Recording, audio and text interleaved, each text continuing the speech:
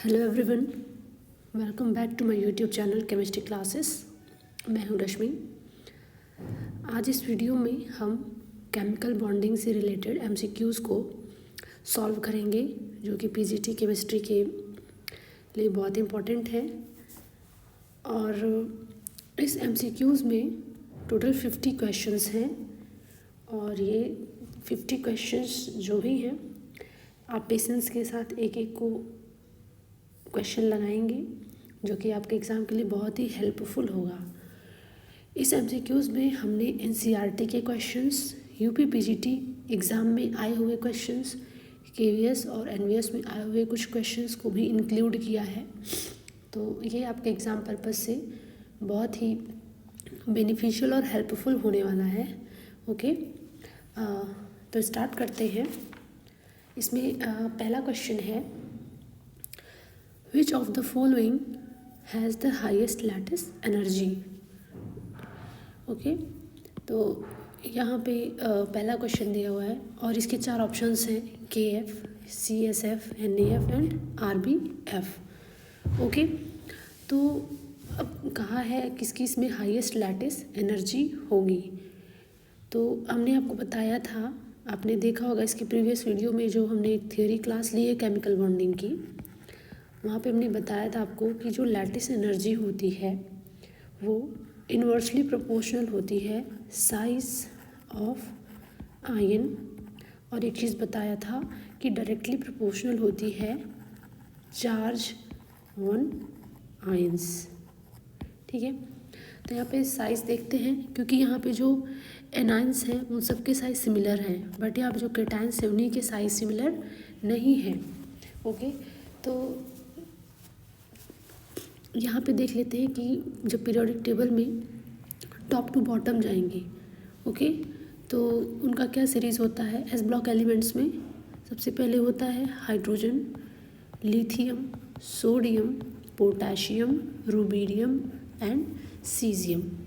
जैसे जैसे हम नीचे जाते हैं साइज़ कैटायन की क्या होती है, बढ़ती जाती है। तो अगर साइज़ बढ़ेगी तो उस हिसाब से इनका ऑर्डर क्या होगा, उनका ऑर्डर होगा कि जो CSF है उसकी साइज़ सबसे बड़ी होगी और उसके बाद से रुबीडियम फ्लोराइड की होगी, फिर पोटेशियम फ्लोराइड की, और सबसे छोटी साइज़ किसकी होगी, सोडियम फ्लोराइड की। तो जो हमारा लैटिस एनर्जी है वो साइज़ के इन्वर्सली प्रोपोर्शनल होता है, इसलिए यहाँ पे जिसकी साइज़ सबसे बड़ी होगी क्या होगा, उसकी लैटिस एनर्जी सबसे कम होगी। ठीक है, तो अगर हम इसको लैटिस एनर्जी के ऑर्डर में अरेंज करें तो सबसे छोटी साइज़ किसकी है, NaF की। जिसकी साइज़ छोटी होगी उसकी लैटिस एनर्जी ज़्यादा होगी। तो ये लैटिस एनर्जी का ऑर्डर हो जाएगा सोडियम फ्लोराइड, उसके बाद से पोटेशियम फ्लोराइड, फिर रुबीडियम फ्लोराइड, और सबसे कम लैटिस एनर्जी जो होगी वो किसकी होगी, CSF की। तो हमारा जो करेक्ट आंसर हो जाएगा वो हो जाएगा ऑप्शन सी, यानी कि सोडियम फ्लोराइड की लैटिस एनर्जी ज़्यादा होगी। ओके, आप दूसरी चीज़ ये भी याद रख सकते हैं कि पीरियोडिक टेबल में जब हम टॉप टू बॉटम जाते हैं तो लैटिस एनर्जी जो है वो क्या होती है, घटती है। ठीक है, तो ये दोनों आप याद रखेंगे। ओके, नेक्स्ट क्वेश्चन है हमारा, I3 माइनस आयन इज़, उसका स्ट्रक्चर कैसा होगा, लीनियर है, ट्रायंगुलर है, बेंट है या टेट्राहेड्रल। तो हमने अपने प्रीवियस वीडियो में बताया है हाइब्रिडाइजेशन निकालना। एक वो तरीका है, दूसरा तरीका है जो आप लोग को आता है। तो आपको जो भी तरीके आते हैं उससे आसानी से हम हाइब्रिडाइजेशन निकाल लेंगे। ठीक है, तो हमने बताया था पहले इसको ऐसे I2 माइनस कर लेंगे और यहाँ पे माइनस कर लेंगे। तो सबसे पहले हम क्या निकालेंगे, बॉन्ड पेयर। बॉन्ड पेयर कितने हैं, 2 हैं, और लोन पेयर कितने हो जाएंगे, लोन पेयर हम निकाल लेंगे कि ये जो आयोडीन है, आयोडीन के वैलेंस शेल में कितने इलेक्ट्रॉन होते हैं, टोटल 7 इलेक्ट्रॉन होते हैं। कितना आयोडीन जुड़ा है, 2 आयोडीन जुड़ा है, यानी कि 2 आयोडीन निकल गए, और एक क्या है इस पर माइनस चार्ज। तो लोन पेयर के लिए हमने फॉर्मूला बताया था कि वैलेंस सेल में जो इलेक्ट्रॉन है उसमें से माइनस कर देते हैं बॉन्ड पेयर को। बॉन्ड पेयर कितना है, 2, तो 2 माइनस कर देंगे। यहाँ पे एक एनायन है तो उसको हम ऐड कर देंगे। तो यहाँ से निकल के आएगा जो टोटल है 6। ये कितने हुए 6 इलेक्ट्रॉन। हमें लोन पेयर निकालना है, तो पेयर निकालेंगे तो इसको 2 से डिवाइड कर देंगे तो हमारा आ जाएगा 3 लोन पेयर। अब यहाँ से हम SN निकाल लेंगे, ठीक है, मतलब इन दोनों का ऐड कि bond pair plus lone pair. Bond pair कितना है 2, लोन पेयर कितना है 3, टोटल कितने हो गए 5। तो 5 के लिए हमारा जो स्ट्रक्चर होगा वो क्या होगा, अगर आपको चार्ट याद हो तो वहाँ पे 2 बॉन्ड पेयर और 3 लोन पेयर, यानी कि पहले तो 5 के लिए हाइब्रिडाइजेशन क्या होता है sp3d। ये तो हाइब्रिडाइजेशन निकल जाएगा, बट लोन पेयर और बॉन्ड पेयर के अकॉर्डिंग ही शेप या स्ट्रक्चर डिसाइड होता है। तो 2 बॉन्ड पेयर और 3 लोन पेयर के लिए जो स्ट्रक्चर होता है वो हमारा होता है लीनियर, ठीक है। आप चार्ट याद रहेगा तो भी तभी इस क्वेश्चंस को सॉल्व कर पाएंगे। आप उस चार्ट को ज़रूर याद कर लें, ओके। और अगर बॉन्ड एंगल पूछता तो बॉन्ड एंगल हो जाता 180 डिग्री। तो हमारा जो यहाँ पे करेक्ट ऑप्शन होगा वो जाएगा option A, linear, okay. Next question देखते हैं। Which of the following molecular species is not hypovalent. इसमें से कौन सा, 5 ऑप्शंस दिए यहाँ पे, कौन सा ऐसा स्पीसीज है जो हाइपोवैलेंट नहीं है। अब यहाँ पे एक टर्म आया है हाइपोवैलेंट, तो देख लेते हैं ये हाइपोवैलेंट क्या होता है। एक होता है हाइपोवैलेंट और एक टर्म होता है हाइपरवैलेंट, ओके।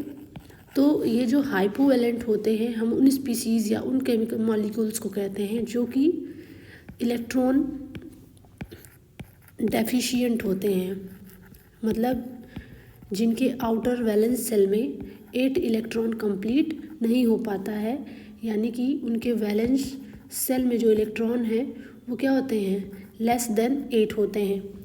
और हाइपोवैलेंट वो केमिकल स्पीसीज़ या मॉलिक्यूलर स्पीसीज़ होते हैं जिनमें इलेक्ट्रॉन क्या होते हैं, इलेक्ट्रॉन रिच होते हैं। दैट मीन्स कि उसके वैलेंस शेल में जो इलेक्ट्रॉन होते हैं वो मोर देन 8 इलेक्ट्रॉन होते हैं, ओके। तो ये होता है हाइपोवैलेंट और हाइपरवैलेंट। और जनरली एक चीज़ और कि हाइपरवैलेंट यानी कि इलेक्ट्रॉन रिच वही मॉलिक्यूलर स्पीसीज़ होते हैं जिसमें वैकेंट d ऑर्बिटल होता है। वैकेंट d ऑर्बिटल होने की वजह से वो अपने इलेक्ट्रॉन को एक्सपेंड कर देते हैं d ऑर्बिटल तक, जिससे कि उनके वैलेंस शेल में 8 इलेक्ट्रॉन से ज़्यादा इलेक्ट्रॉन रह सकते हैं, ओके। तो यहाँ पे पूछा हुआ है कि इसमें से कौन सा हाइपोवैलेंट नहीं है, तो हम देख लेते हैं कैलकुलेट करके। अब यहाँ पे है CH3 प्लस इसके एक जनरल फार्मूला बना के देखते हैं यहाँ पे, ठीक है। अगर यहाँ पे हम एक जनरल फार्मूला लिख दें CH का, तो इसके वैलेंस शेल में कितने इलेक्ट्रॉन हुए 1 2 3 4 5 6 इलेक्ट्रॉन ही टोटल हुए आफ्टर बॉन्डिंग। तो ये कैसा कंपाउंड हो गया, हाइपोवैलेंट हो गया। दूसरा है B2H6 का स्ट्रक्चर कुछ ऐसा होता है, ठीक है। ये होता है H, ये H, यहाँ पे भी H लगे होते हैं, ठीक है। तो यहाँ पे एक एक इलेक्ट्रॉन होते हैं जिसको हम बनाना बॉन्ड भी कहते हैं। ये इसका फेमस स्ट्रक्चर है। तो ये भी एक हाइपोवैलेंट कंपाउंड है क्योंकि बोरॉन के वैलेंस शेल में होते हैं 3 इलेक्ट्रॉन और ये बॉन्डिंग बनाता है कितने इलेक्ट्रॉन के साथ, 4 बॉन्डिंग बनाता है, ठीक है। तो टोटल कितने हो जाए इसके पास 7 इलेक्ट्रॉन हो गए।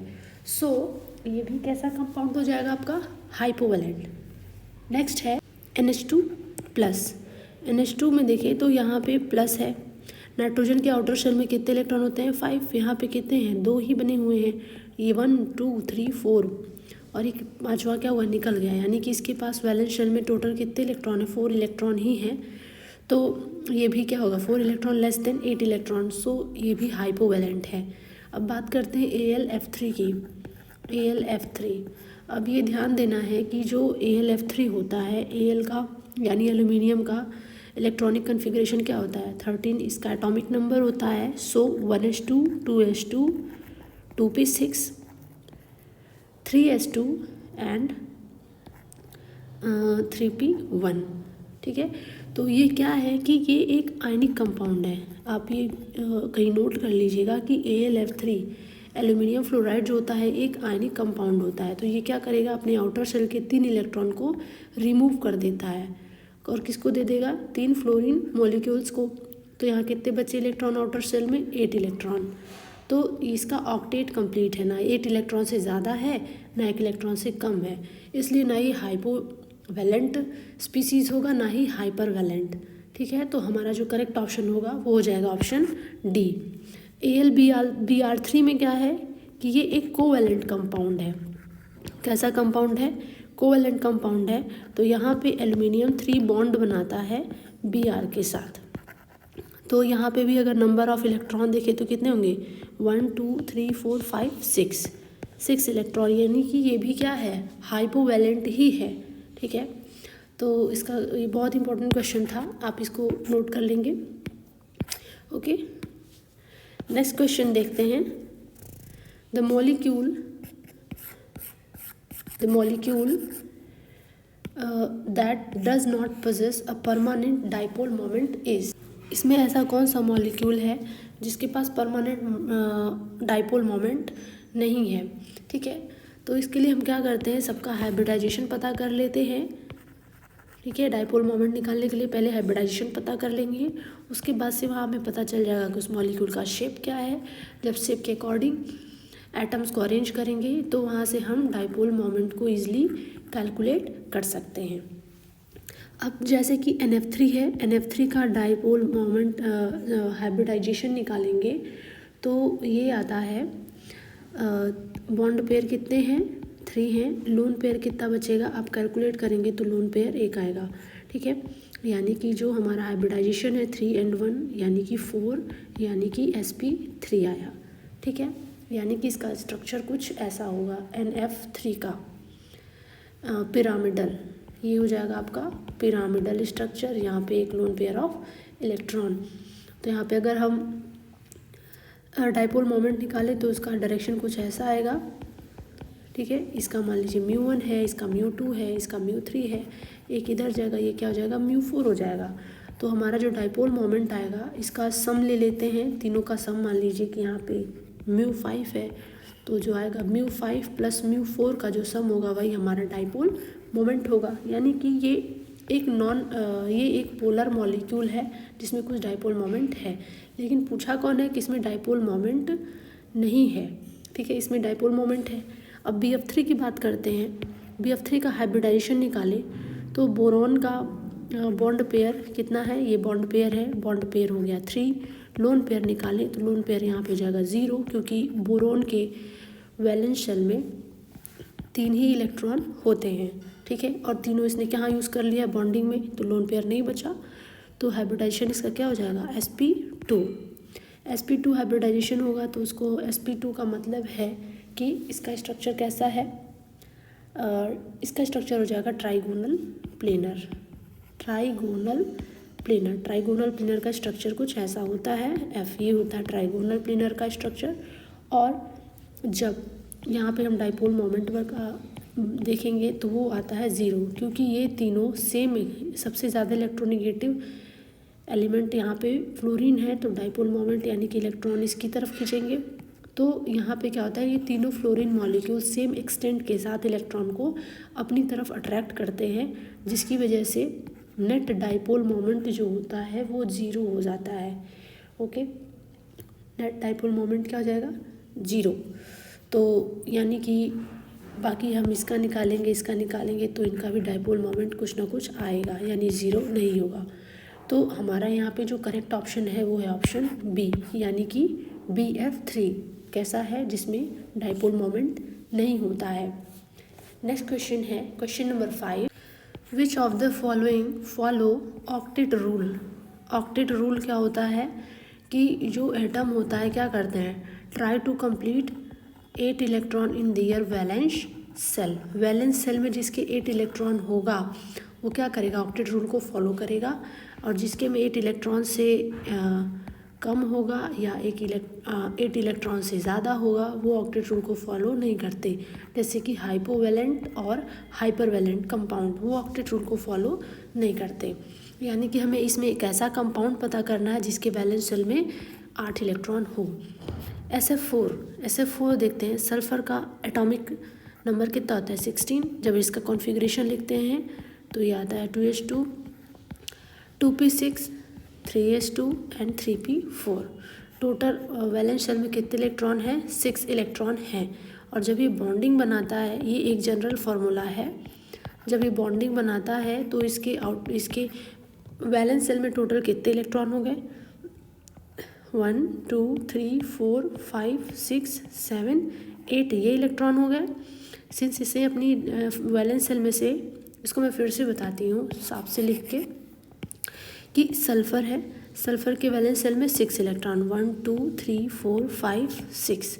बॉन्डिंग कितने बनाई इसने 4, 1 2 3 और 4।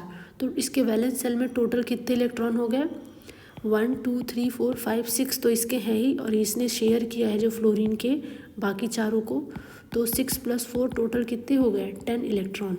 यानी कि SF4 में 8 इलेक्ट्रॉन से ज़्यादा इलेक्ट्रॉन है वैलेंस शेल में, कितने हैं 10 इलेक्ट्रॉन। एक तरीके से ये क्या है हाइपर वैलेंट कंपाउंड है, तो ये ऑक्टेट रूल को फॉलो नहीं करता।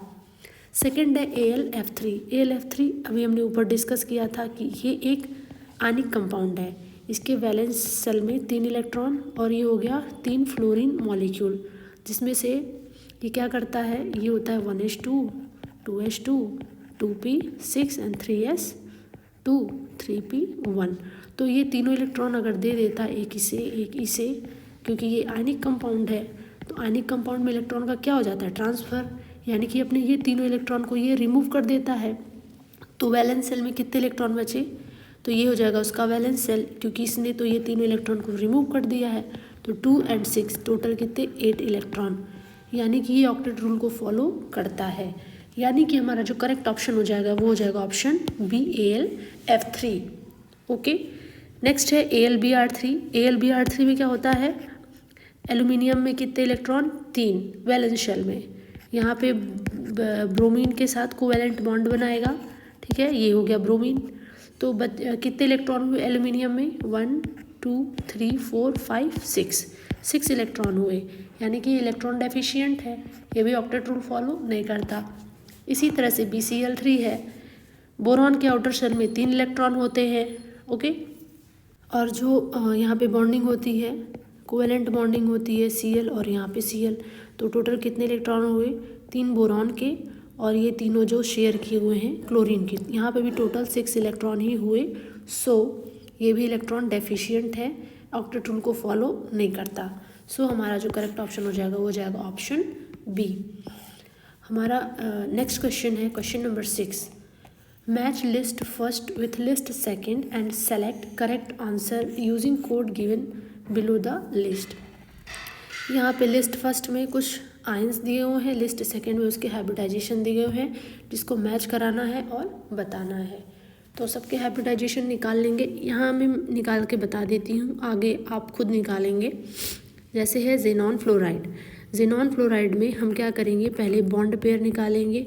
हाइब्रिडाइजेशन निकालने का तरीका हमने अपनी केमिकल बॉन्डिंग लेक्चर वीडियो में बताया हुआ है। ओके, आप वहाँ से भी देख के लगा सकते हैं, और अगर आपको आता है तो आप अपने तरीके से भी निकाल सकते हैं। बॉन्ड पेयर कितने हैं यहाँ पे 4, लोन पेयर कितने हो जाएंगे, ज़ेनॉन के वैलेंस शेल में टोटल 8 इलेक्ट्रॉन होते हैं, यूज़ कितना हो गया है 4, फ्लोरीन कितने बॉन्ड बनाता है 1, यानी कि 4 बॉन्ड फ्लोरीन बनाने का। तो यहाँ पे कितने लोन पेयर बचे, 1 lone pair, 2 lone pair, 2 lone pair यहाँ लिख लेंगे। तो इनका टोटल कितना आएगा ऐड करने पे सम, 4 और 2 कितना होता है 6। 6 का हाइब्रिडाइजेशन क्या होता है, 6 का हाइब्रिडाइजेशन होता है sp3d2। क्या होता है sp3d2, ठीक है, यानी कि ज़ेनॉन फ्लोराइड ए का क्या हो जाएगा sp3d2 सेकेंड हो जाएगा, ठीक है। और दूसरा है PCl5। PCl5 में देख लेते हैं बॉन्ड पेयर कितना है, बॉन्ड पेयर है 5, लोन पेयर कितना हो जाएगा, लोन पेयर यहाँ पे जो फॉस्फोरस होता है, फॉस्फोरस का होता है एटॉमिक नंबर 15, तो ये हो जाएगा 1s2, 2s2, 2p6, 3s2, और 3p यहाँ पे हो जाएगा 3। और वैलेंस सेल में कितने इलेक्ट्रॉन है 5, यानी कि इसके वैलेंस सेल में 5 इलेक्ट्रॉन थे जो कि क्लोराइड ने यूज़ कर लिया 5 इलेक्ट्रॉन को, तो यहाँ पे लोन पेयर कितना हो जाएगा आपका 0। तो यहाँ पे आपका Sn कितना हो जाएगा 5, और 5 किसके लिए होता है, 5 होता है sp3d के लिए। ओके, तो sp3d कौन है यहाँ पे, ये, यानी बी का कौन सा हो जाएगा, फोर्थ ऑप्शन। नेक्स्ट है H2O। इसी तरह से आप H2O का भी निकालेंगे। ऑक्सीजन यहाँ पे सेंट्रल एटम है, तो बॉन्ड पेयर क्या हो जाएगा 2। लोन पेयर कितना हो जाएगा, ऑक्सीजन के वैलेंस सेल में 6 इलेक्ट्रॉन होते हैं, जिसमें से 2 इलेक्ट्रॉन हाइड्रोजन यूज़ कर चुका है, बचे कितने 4 इलेक्ट्रॉन बचे। तो बॉन्ड पेयर कितना बचेगा 4/2, यानी कि 2 लोन पेयर ऑफ इलेक्ट्रॉन बचेंगे, यानी कि यहाँ पे लोन पेयर कितना है 2। तो Sn कितना हो जाएगा 4 Sn के लिए हाइब्रिडाइजेशन होता है sp3, यानी कि वाटर के लिए जो हाइब्रिडाइजेशन हो जाएगा sp3, यानी कि ऑप्शन 3। एक है BF4 है, उसके लिए लिख लेते हैं बॉन्ड पेयर कितना है BF4 में 4 है, और लोन पेयर कितना है, लोन पेयर हो जाएगा आपका 0, क्योंकि जो ये बोरॉन एटम है इसके वैलेंस शेल में 3 इलेक्ट्रॉन होते हैं, ठीक है, और 1 इलेक्ट्रॉन फ्लोरीन का ये शेयर कर लेता है, ठीक है, ये फ्लोरीन का भी शेयर कर लेता है, तो इसके वैलेंस शेल में 4 इलेक्ट्रॉन हो जाते हैं, बाकी ये 3 फ्लोरीन होता है, और यहाँ पे क्या आता है माइनस चार्ज। तो यहाँ पे जो बॉन्ड हैं वो कितने हो गए 4 बॉन्ड पेयर, और 4 बॉन्ड पेयर यानी कि Sn भी कितना आ जाएगा 4, और इसके लिए जो हाइब्रिडाइजेशन होगा वो भी क्या होगा sp3। तो इसका भी लिख लेते हैं sp3, यानी कि इसका क्या हो जाएगा ऑप्शन डी का भी sp3 हो जाएगा। ओके, इसका हो जाएगा 1। तो जो हमारा करेक्ट ऑप्शन है 2 4 3 1 किस में आएगा 2C में ही है, तो इसी को लगा लेंगे, हमारा करेक्ट ऑप्शन हो जाएगा यहाँ पे C। ओके, एक चीज़ और कि आप इससे भी निकाल सकते हैं कि अगर 2 सिग्मा बॉन्ड है तो हाइब्रिडाइजेशन sp होता है, 3 सिग्मा बॉन्ड है तो हाइब्रिडाइजेशन sp2 होता है, 4 सिग्मा बॉन्ड है तो हाइब्रिडाइजेशन sp3 होता है, ठीक है। इसे आप सिंगल बॉन्ड, डबल बॉन्ड या ट्रिपल बॉन्ड या कार्बन कितने बॉन्ड से जुड़ा है, इससे आप कार्बन पे आसानी से हाइब्रिडाइजेशन को बता सकते हैं। ओके, जैसे कि ऑर्गेनिक मॉलिक्यूल्स में। नेक्स्ट है which one of the following have highest bond strength. Bond strength यानी कि बॉन्ड एनर्जी किसकी ज़्यादा होगी, ये उसी की ज़्यादा होगी जिसका बॉन्ड ऑर्डर ज़्यादा होगा। क्यों, हमने आपको बताया था कि बॉन्ड ऑर्डर डायरेक्टली प्रोपोर्शनल होता है बॉन्ड एनर्जी के या बॉन्ड स्ट्रेंथ के, ठीक है। तो हम यहाँ पे क्या करेंगे, इन सब का बॉन्ड ऑर्डर निकालेंगे, जिसका बॉन्ड ऑर्डर ज़्यादा उसकी बॉन्ड स्ट्रेंथ ज़्यादा, ठीक है। तो इसके लिए हमने आपको शॉर्ट ट्रिक भी बताया हुआ है, तो यहाँ हम शॉर्ट ट्रिक के थ्रू ही लगाएंगे। शॉर्ट ट्रिक में क्या करते हैं, हम टोटल नंबर ऑफ इलेक्ट्रॉन निकाल लेते हैं। तो ऑक्सीजन में निकालेंगे तो टोटल नंबर ऑफ इलेक्ट्रॉन कितने आएंगे 2 × 8, टोटल नंबर ऑफ इलेक्ट्रॉन कितने हैं 16। और शॉर्ट ट्रिक्स में हमने ये बताया था कि अगर ये टोटल नंबर ऑफ इलेक्ट्रॉन है, टोटल नंबर ऑफ इलेक्ट्रॉन अगर हम निकालते हैं, मान सेंटर में हम किसको रखते हैं 14 को, और इधर बढ़ाते चले जाते हैं 6 15 16 17 18 19 20, और 14 बॉन्ड ऑर्डर किसका होता है नाइट्रोजन का नंबर ऑफ इलेक्ट्रॉन, और नाइट्रोजन का बॉन्ड ऑर्डर कितना होता है 3 होता है। ये हमने आपको एक ट्रिक बताया हुआ है।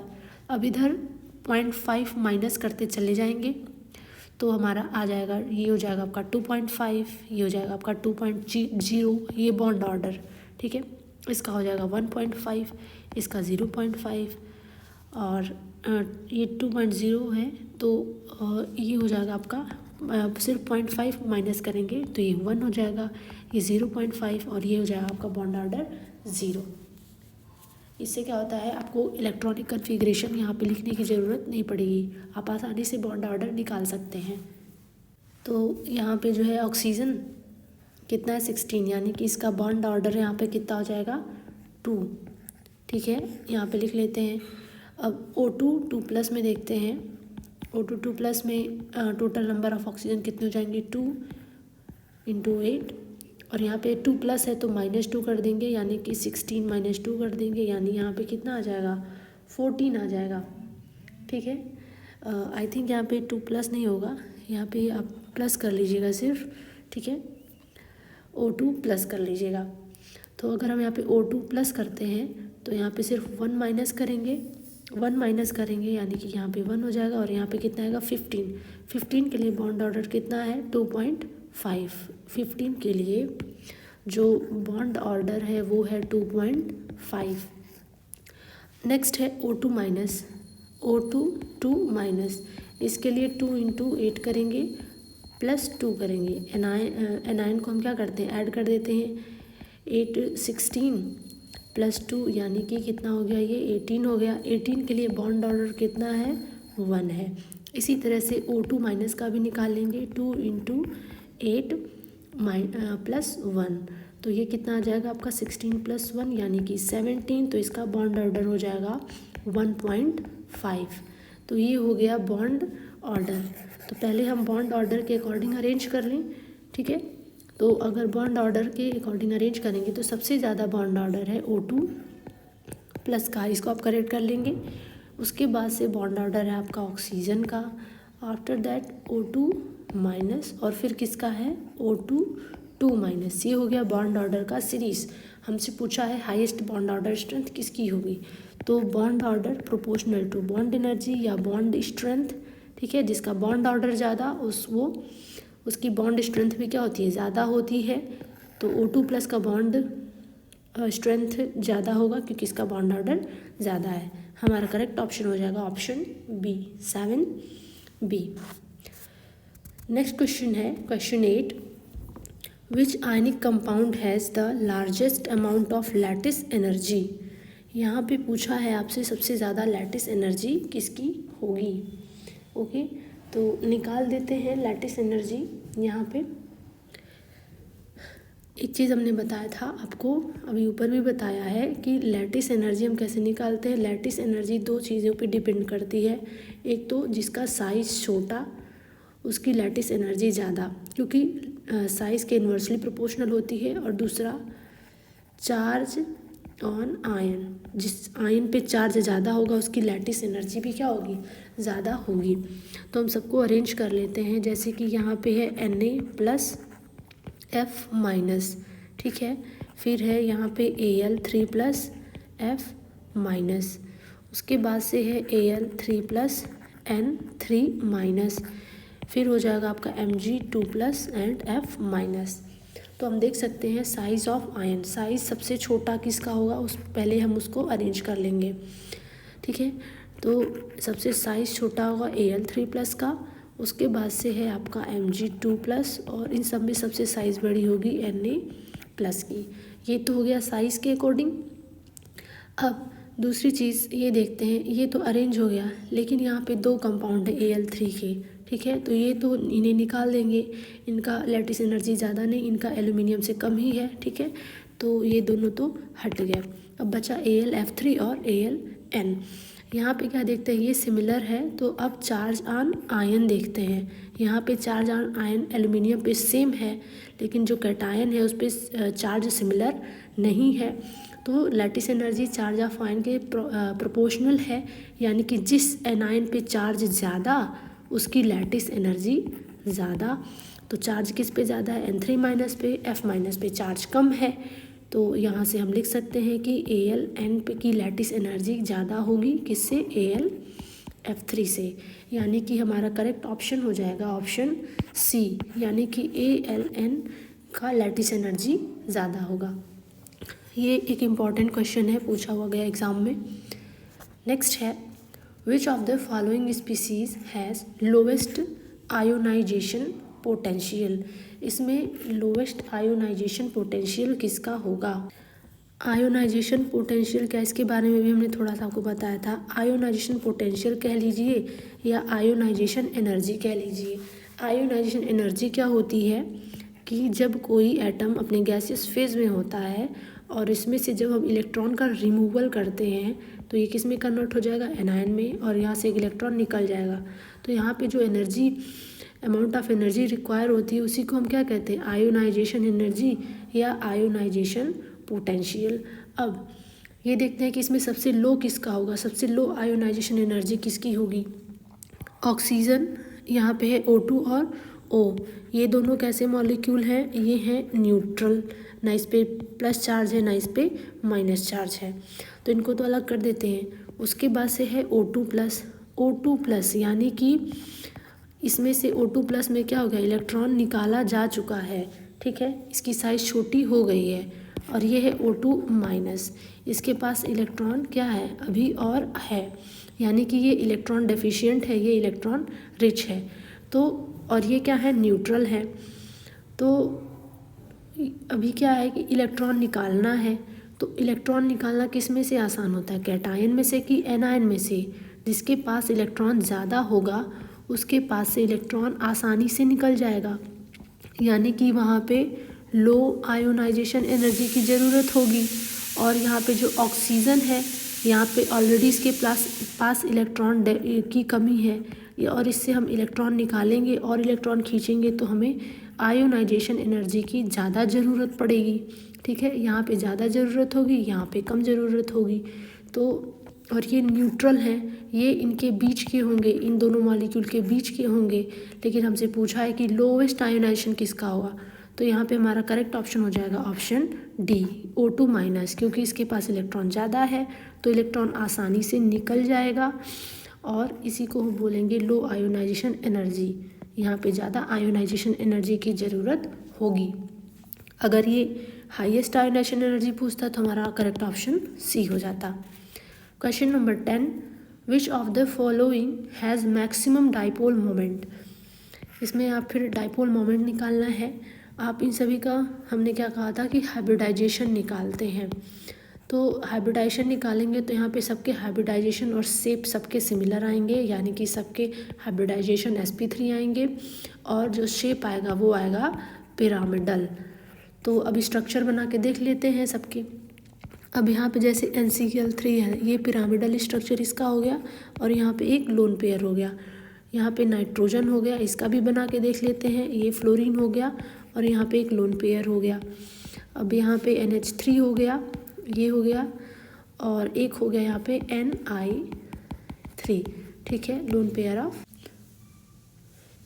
यहाँ पे एक इलेक्ट्रोनिगेटिविटी ऑर्डर बताते हैं। सबसे ज़्यादा इलेक्ट्रोनिगेटिविटी होती है फ्लोरीन की, और यहाँ पे एक होता है क्लोरीन जिसकी इलेक्ट्रोनिगेटिविटी होती है 3, फिर होता है ब्रोमीन जिसकी इलेक्ट्रोनिगेटिविटी होती है 2.8, फिर होता है आयोडीन जिसको इलेक्ट्रोनिगेटिविटी होती है 2.5, और इसके बगल में होता है ऑक्सीजन जिसकी इलेक्ट्रोनिगेटिविटी होती है 3.5, फिर होता है उसके बगल में नाइट्रोजन, यानी कि नाइट्रोजन और क्लोरीन की इलेक्ट्रोनिगेटिविटी क्या होती है, लगभग बराबर ही होती है। फिर होता है कार्बन जिसकी इलेक्ट्रोनिगेटिविटी होती है 2.5, फिर होता है बोरॉन जिसकी इलेक्ट्रोनिगेटिविटी होती है 2, ये थोड़ा सा आप याद रखें, कहीं कहीं ज़रूरत पड़ जाता है। बेरिलियम का 1.5 होता है, लिथियम का 1 होता है, लिथियम के ऊपर हाइड्रोजन होता है जिसकी इलेक्ट्रोनिगेटिविटी होती है 2.1, ठीक है। तो अब यहाँ पे हम ये देखेंगे, सबसे डाइपोल मोमेंट निकालेंगे, तो यहाँ डाइपोल मोमेंट क्या हो जाएगा, नाइट्रोजन और क्लोरीन का इलेक्ट्रोनिगेटिविटी क्या है, सिमिलर है, इसलिए यहाँ पे कोई डाइपोल मोमेंट नहीं होगा। यहाँ पे डाइपोल मोमेंट क्या होगा, 0 होगा। अब आ जाते हैं फ्लोरीन पे, तो फ्लोरीन ज़्यादा इलेक्ट्रोनिगेटिव है नाइट्रोजन से, इसलिए इलेक्ट्रॉन्स को क्या करेगा, अपनी तरफ अट्रैक्ट करेगा। ये लोन पेयर ऑफ इलेक्ट्रॉन है, ये इलेक्ट्रॉन्स को अपनी तरफ अट्रैक्ट करेगा।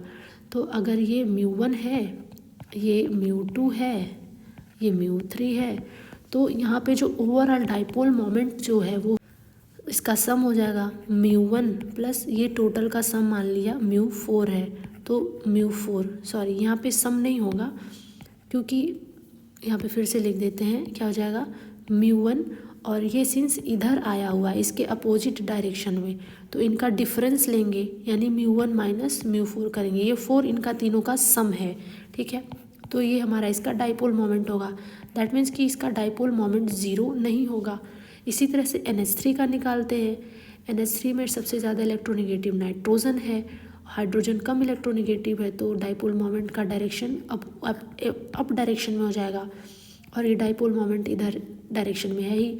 ये तीनों प्लस ये, यानी कि इनका भी इसका मान लिया μ1 है, और इन तीनों का जो सम है वो मान लिया μ2 है। ठीक है, तो μ1 प्लस μ2 होगा डाइपोल मोमेंट। तो जाहिर सी बात है अगर इन दोनों को कंपेयर करें तो डाइपोल मोमेंट NH3 का ज़्यादा होगा, क्योंकि इसमें हम क्या कर रहे हैं, ये सब आपस में ऐड हो रहे हैं, और यहाँ पे क्या हो रहा है, यहाँ पे माइनस हो रहा है, इसको अलग और इसको अलग डायरेक्शन में जा रहा है, तो इन दोनों को हम क्या करेंगे, माइनस करेंगे। तो जाहिर सी बात है कि यहाँ पे NF3 का डाइपोल मोमेंट कम होगा NH3 से। ओके, सिमिलरली यहाँ पे NI3 है। NI3 में क्या है कि नाइट्रोजन ही ज़्यादा इलेक्ट्रोनेगेटिव है इससे, तो जो डाइपोल मोमेंट का डायरेक्शन है वो सब यहाँ जाएगा, और यहाँ पे भी क्या होगा, ऐड होगा। ठीक है, तो μ1 यहाँ पे μ1 प्लस μ2 हो जाएगा। अब इन दोनों को कंपेयर करें तो यहाँ पे ज़्यादा जो डाइपोल मोमेंट आएगा वो NH3 का डाइपोल मोमेंट ज़्यादा आएगा NI3 से। क्योंकि जो NH3 के बीच में इलेक्ट्रोनेगेटिविटी का डिफरेंस है वो ज़्यादा है, और इन दोनों के बीच में इलेक्ट्रोनेगेटिविटी का डिफरेंस जो है वो कम है। ठीक है, तो अगर इलेक्ट्रोनेगेटिविटी का डिफरेंस यानी कि पॉजिटिव और नेगेटिव चार्ज के बीच में डिफरेंस ज़्यादा है, तो जो डाइपोल मोमेंट की वैल्यू आएगी वो क्या आएगी, ज़्यादा आएगी। और यहाँ पे इलेक्ट्रोनेगेटिविटी का डिफरेंस प्लस यानी नेगेटिव चार्ज का जो डिफरेंस है वो कम है, तो वैल्यू जो है म्यू की वो क्या आएगी, कम आएगी। ठीक है, आप यहाँ पे देख भी सकते हैं कि NH3 जो है NH3 N और H, नाइट्रोजन का कितना है 3 है, हाइड्रोजन का कितना है 2.1 है। यहाँ पे जब निकालेंगे तो वैल्यू कितनी आएगी 0.9। ये सिर्फ एक हाइड्रोजन का लेके बता रहे हैं अभी। और यहाँ पे Ni का निकालेंगे तो नाइट्रोजन का 3 है, आयोडीन का 2.25 है, तो इनका डिफरेंस कितना है 0.5। तो ओवरऑल जब निकालेंगे तो यहाँ पे क्या है 0.5 कम है और यहाँ पे 0.9 अधिक है, यानी कि 0.4 का डिफरेंस है। इसलिए NH बॉन्ड यानी कि क्या है, ज़्यादा पोलर है इससे Ni बॉन्ड से। ठीक है, तो यहाँ पे हम बोल सकते हैं कि डाइपोल मोमेंट किसका ज़्यादा होगा, NH3 का डाइपोल मोमेंट ज़्यादा होगा। ठीक है, नेक्स्ट क्वेश्चन है क्वेश्चन नंबर 11। आप ये जो इलेक्ट्रोनेगेटिविटी का ऑर्डर है इसको याद कर लेंगे, कहीं कहीं पे ऐसे निकाल के काम आ जाता है। ठीक है, तो नेक्स्ट क्वेश्चन है कि the hybridization of atomic orbital of nitrogen in NO2 NO3 minus and NH4R। इसमें हाइब्रिडाइजेशन निकालना है, यहाँ पे भी मैं निकाल के बता देती हूँ।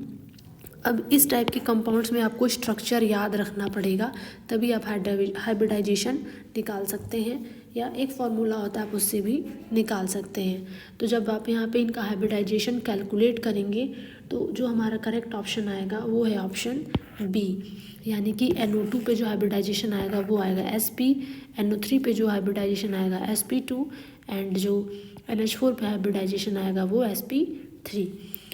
नेक्स्ट क्वेश्चन है ए मेटालिक बॉन्ड इज़, जो मेटालिक बॉन्ड होता है, मेटालिक बॉन्ड किसके बीच बनता है, दो इलेक्ट्रोपॉजिटिव एटम के बीच में बनता है। कौन सा बॉन्ड, मेटालिक बॉन्ड। तो पूछा है कि इनके बीच का नेचर कैसा होता है, तो हमारा यहाँ पे करेक्ट ऑप्शन है ऑप्शन डी, इनके बीच का जो नेचर होता है वो इलेक्ट्रोस्टैटिक नेचर का होता है। ओके, नेक्स्ट क्वेश्चन है which combination will give strongest ionic bond. इसमें से स्ट्रॉन्गेस्ट आयनिक बॉन्ड किसका होगा।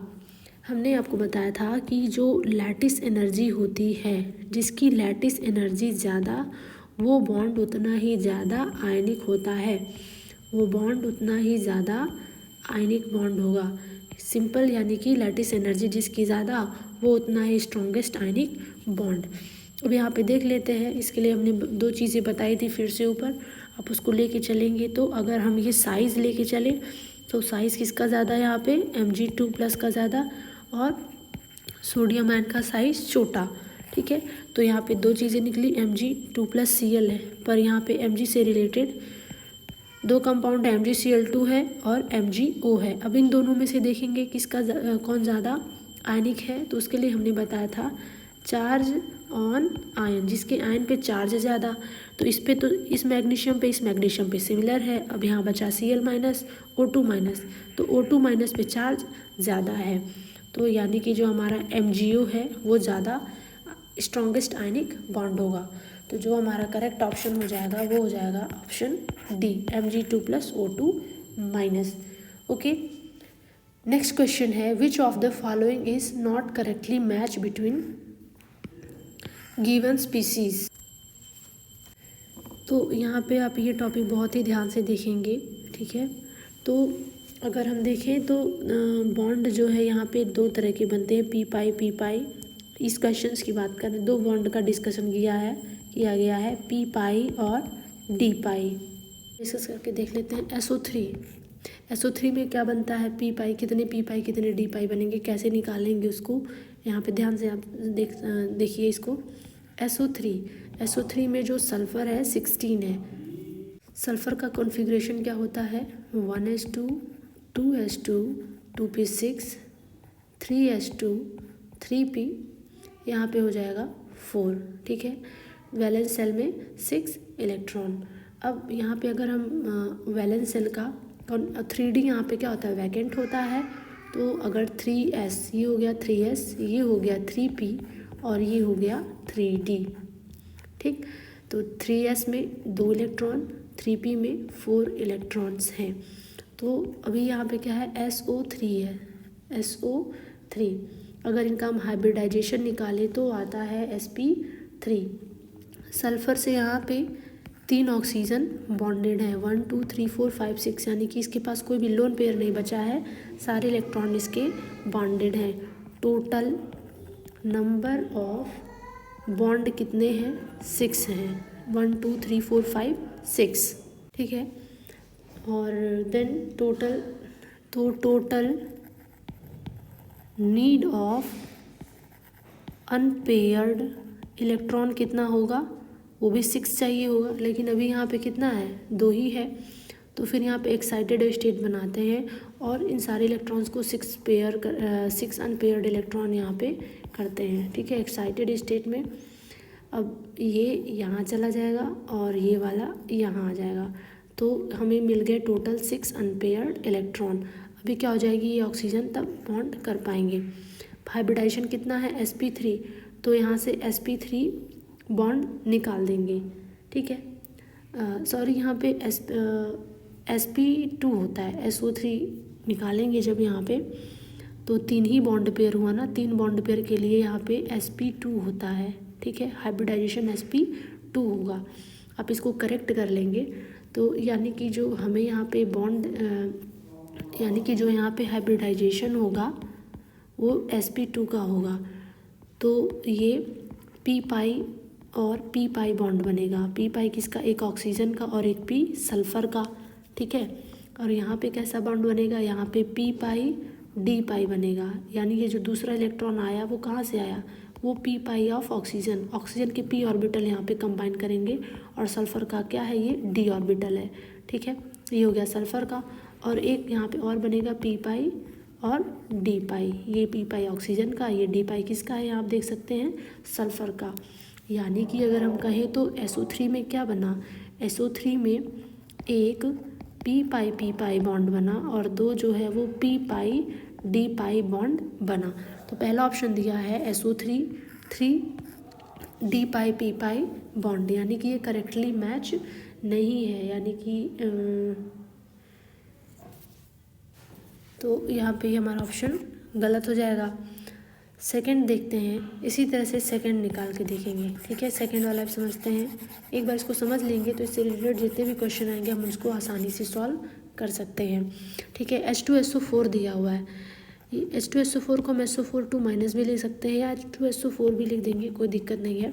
हाइब्रिडाइजेशन जो होता है इसका होता है sp3, सल्फ़र पे हाइब्रिडाइजेशन जो होता है वह sp3 होता है। अभी जैसे हमने बॉन्ड बनाया था वैलेंस शेल का, ये s था, ये p था, ठीक है, 4 इसमें थे और ये d ऑर्बिटल था जो वैकेंट था, ठीक। और यहाँ पे एक्साइटेड स्टेट ले जाते हैं, ठीक है। लेकिन उससे पहले तो ये तो देखें हमें कितने बॉन्ड की ज़रूरत है, कितने अनपेयर्ड इलेक्ट्रॉन की ज़रूरत है। यहाँ पे माइनस चार्ज, यहाँ पे माइनस चार्ज। टोटल बॉन्ड कितने हैं यहाँ पे? टोटल बॉन्ड है 1 2 3 4 5 6, टोटल 6 बॉन्ड हैं। यानी कि हमें टोटल अनपेयर्ड इलेक्ट्रॉन कितने चाहिए? 6 अनपेयर्ड इलेक्ट्रॉन चाहिए। तो हम यहाँ पे 6 कर लेंगे फिर पहले की तरह, ठीक है। एक्साइटेड स्टेट में ले जाएंगे और इसे अनपेयर्ड कर लेंगे। तो 1 2 3 4 5 6, तो 6 इलेक्ट्रॉन हो गए। हाइब्रिडाइजेशन इस पर भी कितना है? sp3 है। तो अगर इस पर भी हाइब्रिडाइजेशन sp3 है तो यानी sp3 निकाल देंगे। ये sp3 यहाँ पे हम क्या करेंगे? इसे निकाल देंगे। ओके, तो यहाँ पे बचा कितना? ये बचेगा p पाई d पाई और ये क्या हो जाएगा? p पाई d पाई।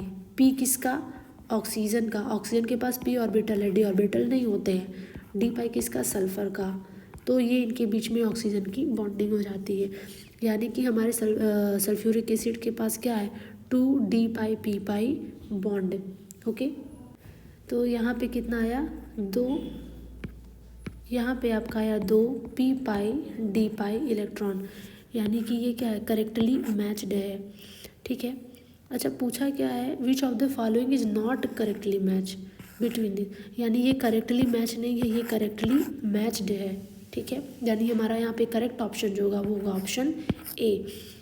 इन दोनों का भी निकाल के आपको दिखा देते हैं ताकि आप जो है निकालना सीख जाएं, ठीक है। कैसे निकालेंगे? SO2। अब यहाँ पे जब हम SO2 का निकालेंगे कुछ सिमिलर SO3 की ही तरह निकाल लेंगे। SO2 हाइब्रिडाइजेशन हो जाएगा, SO2 का जो है वो आपका sp2 हो जाएगा। बॉन्ड पेयर कितने हैं? 2, लोन पेयर आएगा 1, तो 3 और 1 का कॉम्बिनेशन sp2। सिमिलर यहाँ पे भी हम ऑर्बिटल्स बना लेंगे, ठीक है। ये d ऑर्बिटल वैकेंट है, ठीक है। अब यहाँ पे देखते हैं कि बॉन्डेड कितने बॉन्ड हैं ऑक्सीजन के। सल्फर में ऑक्सीजन के 4, 1 2 3 4 बॉन्ड हैं। तो अनपेयर्ड इलेक्ट्रॉन कितने चाहिए? हमें 4 ही चाहिए। तो सिर्फ हम 4 इलेक्ट्रॉन ही अनपेयर करेंगे, ठीक है। यानी कि सिर्फ इसी को यहाँ पे भेजेंगे, ठीक है। तो इसमें हो गया, ये 4 हो गया, ठीक है। तो हाइब्रिडाइजेशन हमारा sp2 है, तो ये हो गया sp2। तो बचा क्या यहाँ पे बचा आपका एक 1 p पाई और एक आ जाएगा आपका p पाई d पाई, ठीक है। यहाँ पे है क्या? एक d पाई p पाई बॉन्ड है, तो वो करेक्ट है। सिमिलरली HClO4 का भी है। HClO4 का भी बना के देख लेते हैं। इसका जो हाइब्रिडाइजेशन है जब ये आप निकालेंगे तो ये आता है sp3। बॉन्डिंग की बात करें तो बॉन्डिंग बना के देख लेंगे इस तरीके से, ठीक है। और एक इससे जुड़ा होता है H, ठीक है। तो यहाँ पे जब लिखेंगे तो हमें कितने बॉन्ड की ज़रूरत पड़ रही है, ठीक है। 1 2 3 4 5 6 7। क्लोरीन के पास कितने इलेक्ट्रॉन होते हैं? इसके वैलेंस सेल में 7 इलेक्ट्रॉन होते हैं। अगर क्लोरीन का कॉन्फ़िगरेशन लिखे 17, 1s2 2s2 2p6 3s2 3p5, total कितने हो गए? 7, ठीक है। यानी कि p ऑर्बिटल में कितने इलेक्ट्रॉन होते हैं? 5, 1 2 3 4 5 p ऑर्बिटल में है, ठीक है। 1 2 3 4 5 और ये d ऑर्बिटल वैकेंट होता है, ठीक है। तो हमें यहाँ पे कितने ऑक्सीजन की ज़रूरत है? यहाँ पे क्लोरीन के पास कितने इलेक्ट्रॉन होते हैं? टोटल 7। तो जब हम देखेंगे तो यहाँ बॉन्डेड इलेक्ट्रॉन कितने हैं? बॉन्डेड इलेक्ट्रॉन है ऑक्सीजन के 4, 1 2 3 4 5 6, टोटल बॉन्ड है 7। तो अनपेयर्ड 1 2 3 4 5 6 7, तो अनपेयर्ड इलेक्ट्रॉन भी हमें कितने चाहिए? 7। तो इसको 7 बना लेंगे, इसको इसमें ट्रांसफ़र करके, ठीक है। तो ये सिंगल बॉन्ड, यहाँ पे ये सब सिंगल बॉन्ड हो जाएगा। d ऑर्बिटल में कर देंगे सबको। कितने ट्रांसफ़र? 1 2 3 इलेक्ट्रॉन d ऑर्बिटल में जाएंगे। तो 1 2 3 4 5 6 7 हो गए। यानी कि हमारा ये हो जाएगा। sp3 निकाल देंगे। sp3 निकालेंगे तो यहाँ पे कितने बचे? 3 पी पाई डी पाई बॉन्ड बचेंगे, यानी कि हमारा ये भी ऑप्शन करेक्ट है। ठीक है, तो इस तरीके से इसको सॉल्व कर लेंगे। नेक्स्ट क्वेश्चन है the correct order of increasing CO bond length of CO, CO3 and CO3 two minus is. इसमें आपका जो है करेक्ट ऑर्डर कौन सा होगा, तो इसको निकाल के देख लेते हैं। CO का बॉन्ड ऑर्डर, CO को हम निकालेंगे बाई मॉलिक्यूलर ऑर्बिटल थ्योरी से। हमने आपको वहाँ पे बताया था कि जब नंबर ऑफ इलेक्ट्रॉन 20 तक हो या 20 से कम हो तो उसका हम बॉन्ड ऑर्डर निकाल सकते हैं। किससे? मॉलिक्यूलर ऑर्बिटल थ्योरी से। अगर 20 से ज़्यादा है तो उसके लिए एक फार्मूला भी मैं यहाँ पे बता दूँगी जिससे आप निकाल सकते हैं।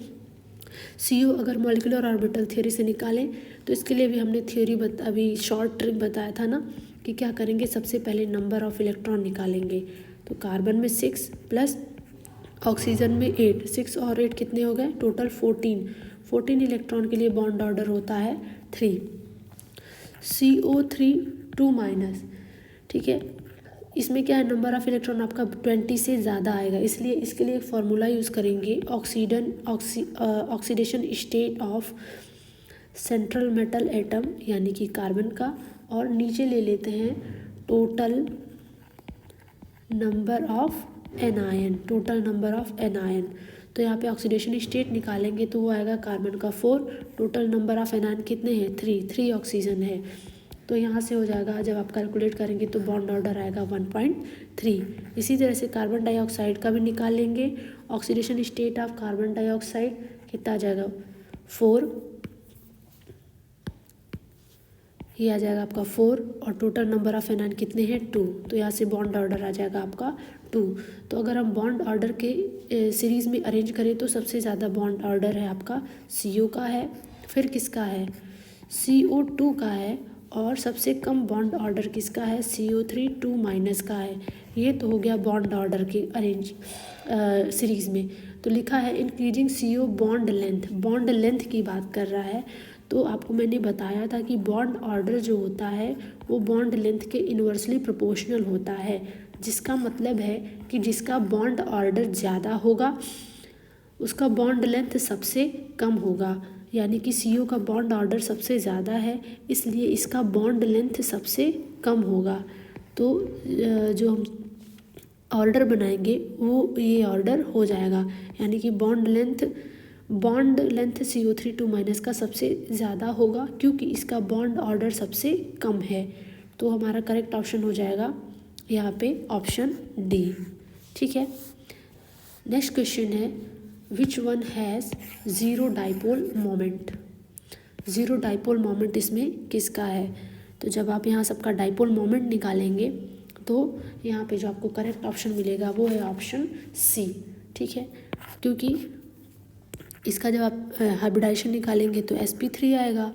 sp3 मतलब ट्राइगोनल प्लेनर का ये स्ट्रक्चर होता है, सब सिमिलर हैं तो ये सारे कैंसिल हो जाते हैं, पोलैरिटी। ठीक है, बॉन्ड पोलर है बट ओवरऑल जो डाइपोल मोमेंट है वो क्या है? 0। तो हमारा करेक्ट ऑप्शन हो जाएगा सी। नेक्स्ट क्वेश्चन है how many sigma bond are in diethyl ether. ठीक है, आपको सिग्मा बॉन्ड निकालना है डाई इथाइल ईथर में। सबसे पहले तो आपको डाई इथाइल ईथर का फॉर्मूला पता होना चाहिए, ये होता है डाई इथाइल ईथर का फॉर्मूला।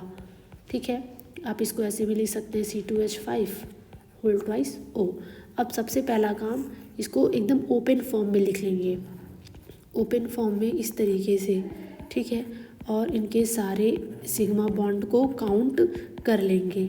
ठीक है, और जब आप इनके सारे सिग्मा बॉन्ड को काउंट करेंगे तो 1 2 3 4 5 6 7 8 9 10 11 12 13 14, यानी हमारा करेक्ट ऑप्शन हो जाएगा ऑप्शन ए हो जाएगा। नेक्स्ट क्वेश्चन है match list first with list second. List first में कुछ कंपाउंड्स दिए हैं, लिस्ट सेकंड में उसका स्ट्रक्चर दिया हुआ है। ठीक है, तो सबसे पहले हम हाइब्रिडाइजेशन निकालेंगे। जब हाइब्रिडाइजेशन निकालेंगे तो हमें पता चलेगा कि इसका शेप क्या है। ठीक है, तो आप हाइब्रिडाइजेशन निकाल के शेप बता सकते हैं। ओके, तो यहाँ पे आप निकाल के इसको मैच करा लेंगे, ठीक है। हाइब्रिडाइजेशन अगर हम बताएं तो काफ़ी समय लग जाएगा, हमने हाइब्रिडाइजेशन निकालना आपको सिखा दिया है, ठीक है।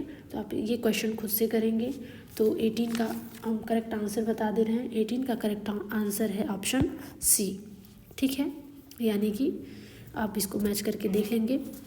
क्वेश्चन नंबर 19 है, in which of the following molecular shape dz square orbital must not be involve in bonding. dz square orbital must not be involving, ये एक बहुत ही इंपॉर्टेंट और बहुत ही अच्छा क्वेश्चन है, ठीक है। तो आप देख लेंगे कि ये कौन सा है। एक चीज़ हम आपको यहाँ पे बता दें कि यहाँ पे क्या होता है, हाइब्रिडाइजेशन, काइंड ऑफ हाइब्रिडाइजेशन क्या होता है, sp होता है, sp2 होता है, sp3 होता है, sp3d होता है, dsp3 भी होता है, लेकिन वो हम आपको कोऑर्डिनेशन कंपाउंड्स में बताएंगे, वहाँ पे भी हाइब्रिडाइजेशन निकाला जाता है। sp3d2 होता है, sp3d3 होता है। तो इसमें तो कोई d ऑर्बिटल नहीं है, इसमें एक s है, s एक ही ऑर्बिटल होता है, प्लस 3 p है। तो 3 p कौन से है, px है, py है, pz है। सिमिलरली इसमें भी वही चीज़ें हैं, इसमें p यहाँ पे sp एक ही है ना, तो यहाँ पे सिर्फ यहाँ पे px है, ठीक है। यहाँ पे px प्लस py है, और इसमें px plus py plus pz तीनों हैं s के साथ, ठीक। मेनली हमें d का पूछा, d का निकाल के देखते हैं। तो sp3d में जो ये d ऑर्बिटल होता है, ये होता है आपका dz स्क्वायर ऑर्बिटल। ये याद रखें, कभी कभी इस तरीके से भी पूछ लेता है, इसको आप कहीं नोट कर लेंगे। और d स्क्वायर में जो d ऑर्बिटल होता है वो d x square y square और dz स्क्वायर होता है। और यहाँ पे जो d3 है इसमें dxy dyz और dzx होता है, ठीक है। तो यहाँ पे तीनों पॉइंट नोट कर लेंगे। अब हम निकाल सकते हैं कि इसमें कौन सा स्ट्रक्चर है जिसका हाइब्रिडाइजेशन निकालेंगे, और हाइब्रिडाइजेशन से पता करेंगे कि किसके में dz स्क्वायर नहीं है, ठीक है। पेंटागोनल प्लेनर, पेंटागोनल प्लेनर किसका आता है, पेंटागोनल प्लेनर आता है sp3d का, ठीक है। तो sp3d में आप देख रहे हैं कि dz स्क्वायर है, यानी कि इसमें dz स्क्वायर तो है। ट्राइगोनल प्लेनर किसका आता है, ट्राइगोनल प्लेनर आता है sp2 का। तो sp2 में तो d ऑर्बिटल है ही नहीं, ठीक है, तो इसमें नहीं होगा, ठीक है। लीनियर, लीनियर की बात कर रहा है, तो लीनियर हमारा कई कंपाउंड्स में आ जाता है, जैसे कि sp भी होता है हमारा लीनियर, लेकिन sp में क्या है, d ऑर्बिटल नहीं है। sp3 भी लीनियर होता है, इसमें भी d ऑर्बिटल नहीं है। और एक आता है आपका sp3d में, ठीक है, sp3d में भी एक लीनियर आता है, तो वहाँ पे d ऑर्बिटल हमने अभी बताया, sp3d में एक dz स्क्वायर यहाँ पे है, तो यानी कि इसमें है। स्क्वायर प्लेनर, स्क्वायर प्लेनर का हाइब्रिडाइजेशन क्या आता है, स्क्वायर प्लेनर का जो हाइब्रिडाइजेशन आता है आपका वो आता है sp3d2 जिसका होता है SN। तो आप यहाँ पे भी देख सकते हैं dz स्क्वायर है, ठीक है, यानी कि इसमें भी है। तो क्वेश्चन क्या है हमारा, in which of the following molecular shape dz square orbital must not be involve. तो हमारा जो करेक्ट ऑप्शन हो जाएगा वो हो जाएगा ऑप्शन बी, ट्राइगोनल प्लेनर में dz स्क्वायर नहीं है, बाकी इसमें भी है, लीनियर में भी है, स्क्वायर प्लेनर में भी है। नेक्स्ट क्वेश्चन है, in which of the following pairs both species have same hybridization. इन सब का आप हाइब्रिडाइजेशन निकालेंगे, ठीक है। हाइब्रिडाइजेशन निकालना हमने आपको बता दिया है, अगर कहे तो फिर एक बार यहाँ पे निकाल देते हैं, उससे क्लियर हो जाएगा। SF4 का अगर हम हाइब्रिडाइजेशन निकालें तो आता है बॉन्ड पेयर कितना है 4, लोन पेयर कितना आ जाएगा, सल्फर के वैलेंस सेल में 6 इलेक्ट्रॉन होते हैं, 4 इलेक्ट्रॉन बॉन्डिंग में चले गए, तो लोन पेयर कितना बचा 1। या आप यहाँ से भी निकाल सकते हैं, वैलेंस सेल कितना होता है सल्फर में 6, बॉन्ड पेयर माइनस कर देंगे तो बचा कितना 2 इलेक्ट्रॉन। लोन पेयर की बात करें तो 2 से डिवाइड कर देंगे तो 1, यानी कि जो हमारा SN आ गया वो कितना आ गया 5, ठीक है, 5 SN आ गया। 5 SN के लिए क्या होता है sp3d होता है, ठीक है। तो हाइब्रिडाइजेशन ही सेम पूछा है किस में है, ठीक है।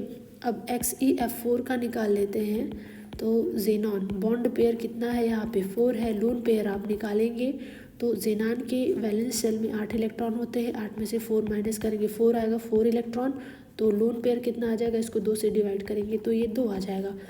यानी कि SN इसका कितना आया 6, यानी कि ये क्या है sp3d है, यानी कि इसमें सिमिलर नहीं है। ठीक है, इसमें क्या होगा आपका सिमिलर नहीं है, यानी कि ये ऑप्शन आपका गलत हो गया। ठीक है, नेक्स्ट निकालते हैं बी I3 माइनस और XeF2। I3 माइनस में इसको ऐसे कर लेते हैं, I2 माइनस निकालेंगे, बॉन्ड पेयर है 2, आप लोन पेयर निकालेंगे तो वैलेंस सेल में आयोडीन के 7 इलेक्ट्रॉन, साथ में से बॉन्ड पेयर माइनस कर देंगे, प्लस 1 इलेक्ट्रॉन इसमें ऐड कर देंगे। ठीक है, तो यहाँ पे आ जाएगा आपका 6 इलेक्ट्रॉन, यानी कि लोन पेयर जो होगा वो हो जाएगा आपका 3। Bond pair lone pair SN कितना आ जाएगा आपका यहाँ पे 5 के लिए क्या है sp3d है। इसी तरह से XeF2 का निकालेंगे तो XeF2 में बॉन्ड पेयर कितने हैं 2 हैं, लोन पेयर कितना हो जाएगा 8 में से 2 माइनस कर देंगे तो यहाँ पे 6 इलेक्ट्रॉन आ जाएंगे, तो लोन पेयर का मतलब हो गया 3 लोन पेयर। तो यहाँ पे 3 और 2 SN कितना हो गया 5, यानी कि SN 5 है तो ये भी sp3d है, यानी कि इसमें हाइब्रिडाइजेशन दोनों में क्या है सेम है। ठीक है, और भी चेक कर लेते हैं, और भी चेक करेंगे तो हमें यहाँ पे ICl4 SiCl4 है, ICl4 में क्या है पॉजिटिव, इसमें बॉन्ड पेयर कितना है 4, लोन पेयर निकालेंगे तो वैलेंस सेल में 7 electron, -4 bond pair electron, -1 cation कर देंगे। तो यहाँ पे हमारा जो 4 - 1 करेंगे तो यहाँ पे आ जाएगा आपका 4 इलेक्ट्रॉन, यानी कि लोन पेयर जो होगा हमारा वो होगा लोन पेयर 2 इलेक्ट्रॉन। तो SN 2 पेयर, इसको 2 से डिवाइड करेंगे तो SN जो होगा वो हो जाएगा 4 और 2 ये, तो 4 और 2 कितना हो जाएगा 6 हो जाएगा। ठीक है, 6 का मतलब है sp3d2। इसी तरह से SiCl4 का निकालेंगे तो बॉन्ड पेयर यहाँ पे कितना है 4 है, लोन पेयर इसके वैलेंस सेल में 4 इलेक्ट्रॉन होते हैं तो 4 माइनस बॉन्ड पेयर करेंगे 4 तो ये तो 0 हो जाएगा, यानी कि SN कितना आया 4, यानी कि हाइब्रिडाइजेशन कितना आया sp3, यानी कि ये भी हमारा नहीं है। ठीक है, एक लास्ट बचा है उसे भी चेक कर लेते हैं, ClO3 माइनस है, ClO3 माइनस, यहाँ पे बॉन्ड पेयर कितना है 3 है, लोन पेयर निकालेंगे, लोन पेयर का हमने फॉर्मूला बताया था कि valence electron minus bond pair कर देते हैं, प्लस माइनस कैटायन एनायन कर देते हैं। ठीक है, क्लोरीन के वैलेंस सेल में 7 इलेक्ट्रॉन, बॉन्ड पेयर कितने हैं 3। ठीक है, अभी आप यहाँ पे याद ध्यान रखेंगे कि बॉन्ड पेयर 3 है। ठीक है, और ये कितना हो गया माइनस इलेक्ट्रॉन, तो यहाँ पे आप ऐसे नहीं निकाल सकते हैं क्योंकि यहाँ पे आपको याद होना चाहिए कि जो ऑक्सीजन है वो 2 बॉन्ड बनाता है, बॉन्ड पेयर तो 3 है लेकिन ऑक्सीजन जो है वो 2 बॉन्ड पेयर बनाता है। तो यहाँ से बॉन्ड पेयर 3 हो गया तो इसके क्लोरीन के पास कितने इलेक्ट्रॉन बचे, और इस पर एक माइनस चार्ज भी है तो 1 2 3 4 5 6 इलेक्ट्रॉन तो निकल गए, बचा 1 इलेक्ट्रॉन, और 1 इलेक्ट्रॉन है और एक चार्ज है, यानी कि लोन पेयर यहाँ पे क्या बचा 1, तो इसका जो SN हो जाएगा वो हो जाएगा आपका 4, यानी कि sp3। इसी तरह PO4 3 माइनस का देख लेंगे तो बॉन्ड पेयर इसमें कितना है 4 है, लोन पेयर निकालेंगे, फॉस्फोरस के वैलेंस सेल में कितने इलेक्ट्रॉन होते हैं 5, बॉन्डिंग कितनी है 4, तो यहाँ से पहले 3 ऑक्सीजन लगा लेते हैं क्योंकि इस पर क्या है 3 माइनस चार्ज है। ठीक है, और एक ऑक्सीजन इस तरीके से है तो लोन पेयर इसके नहीं बचे, 5 लोन पेयर इसके यूज़ हो गए, इलेक्ट्रॉन यूज़ हो गए हैं 1 2 3 4 5, इसके पास कोई लोन पेयर नहीं है। हाइब्रिडाइजेशन निकालने के लिए कुछ फॉर्मूले का यूज़ कर लेते हैं, कुछ स्ट्रक्चरल यूज़ कर लेते हैं। ठीक है, दोनों पता होना चाहिए आपको, इससे एक्यूरेट हाइब्रिडाइजेशन आपका निकल जाएगा।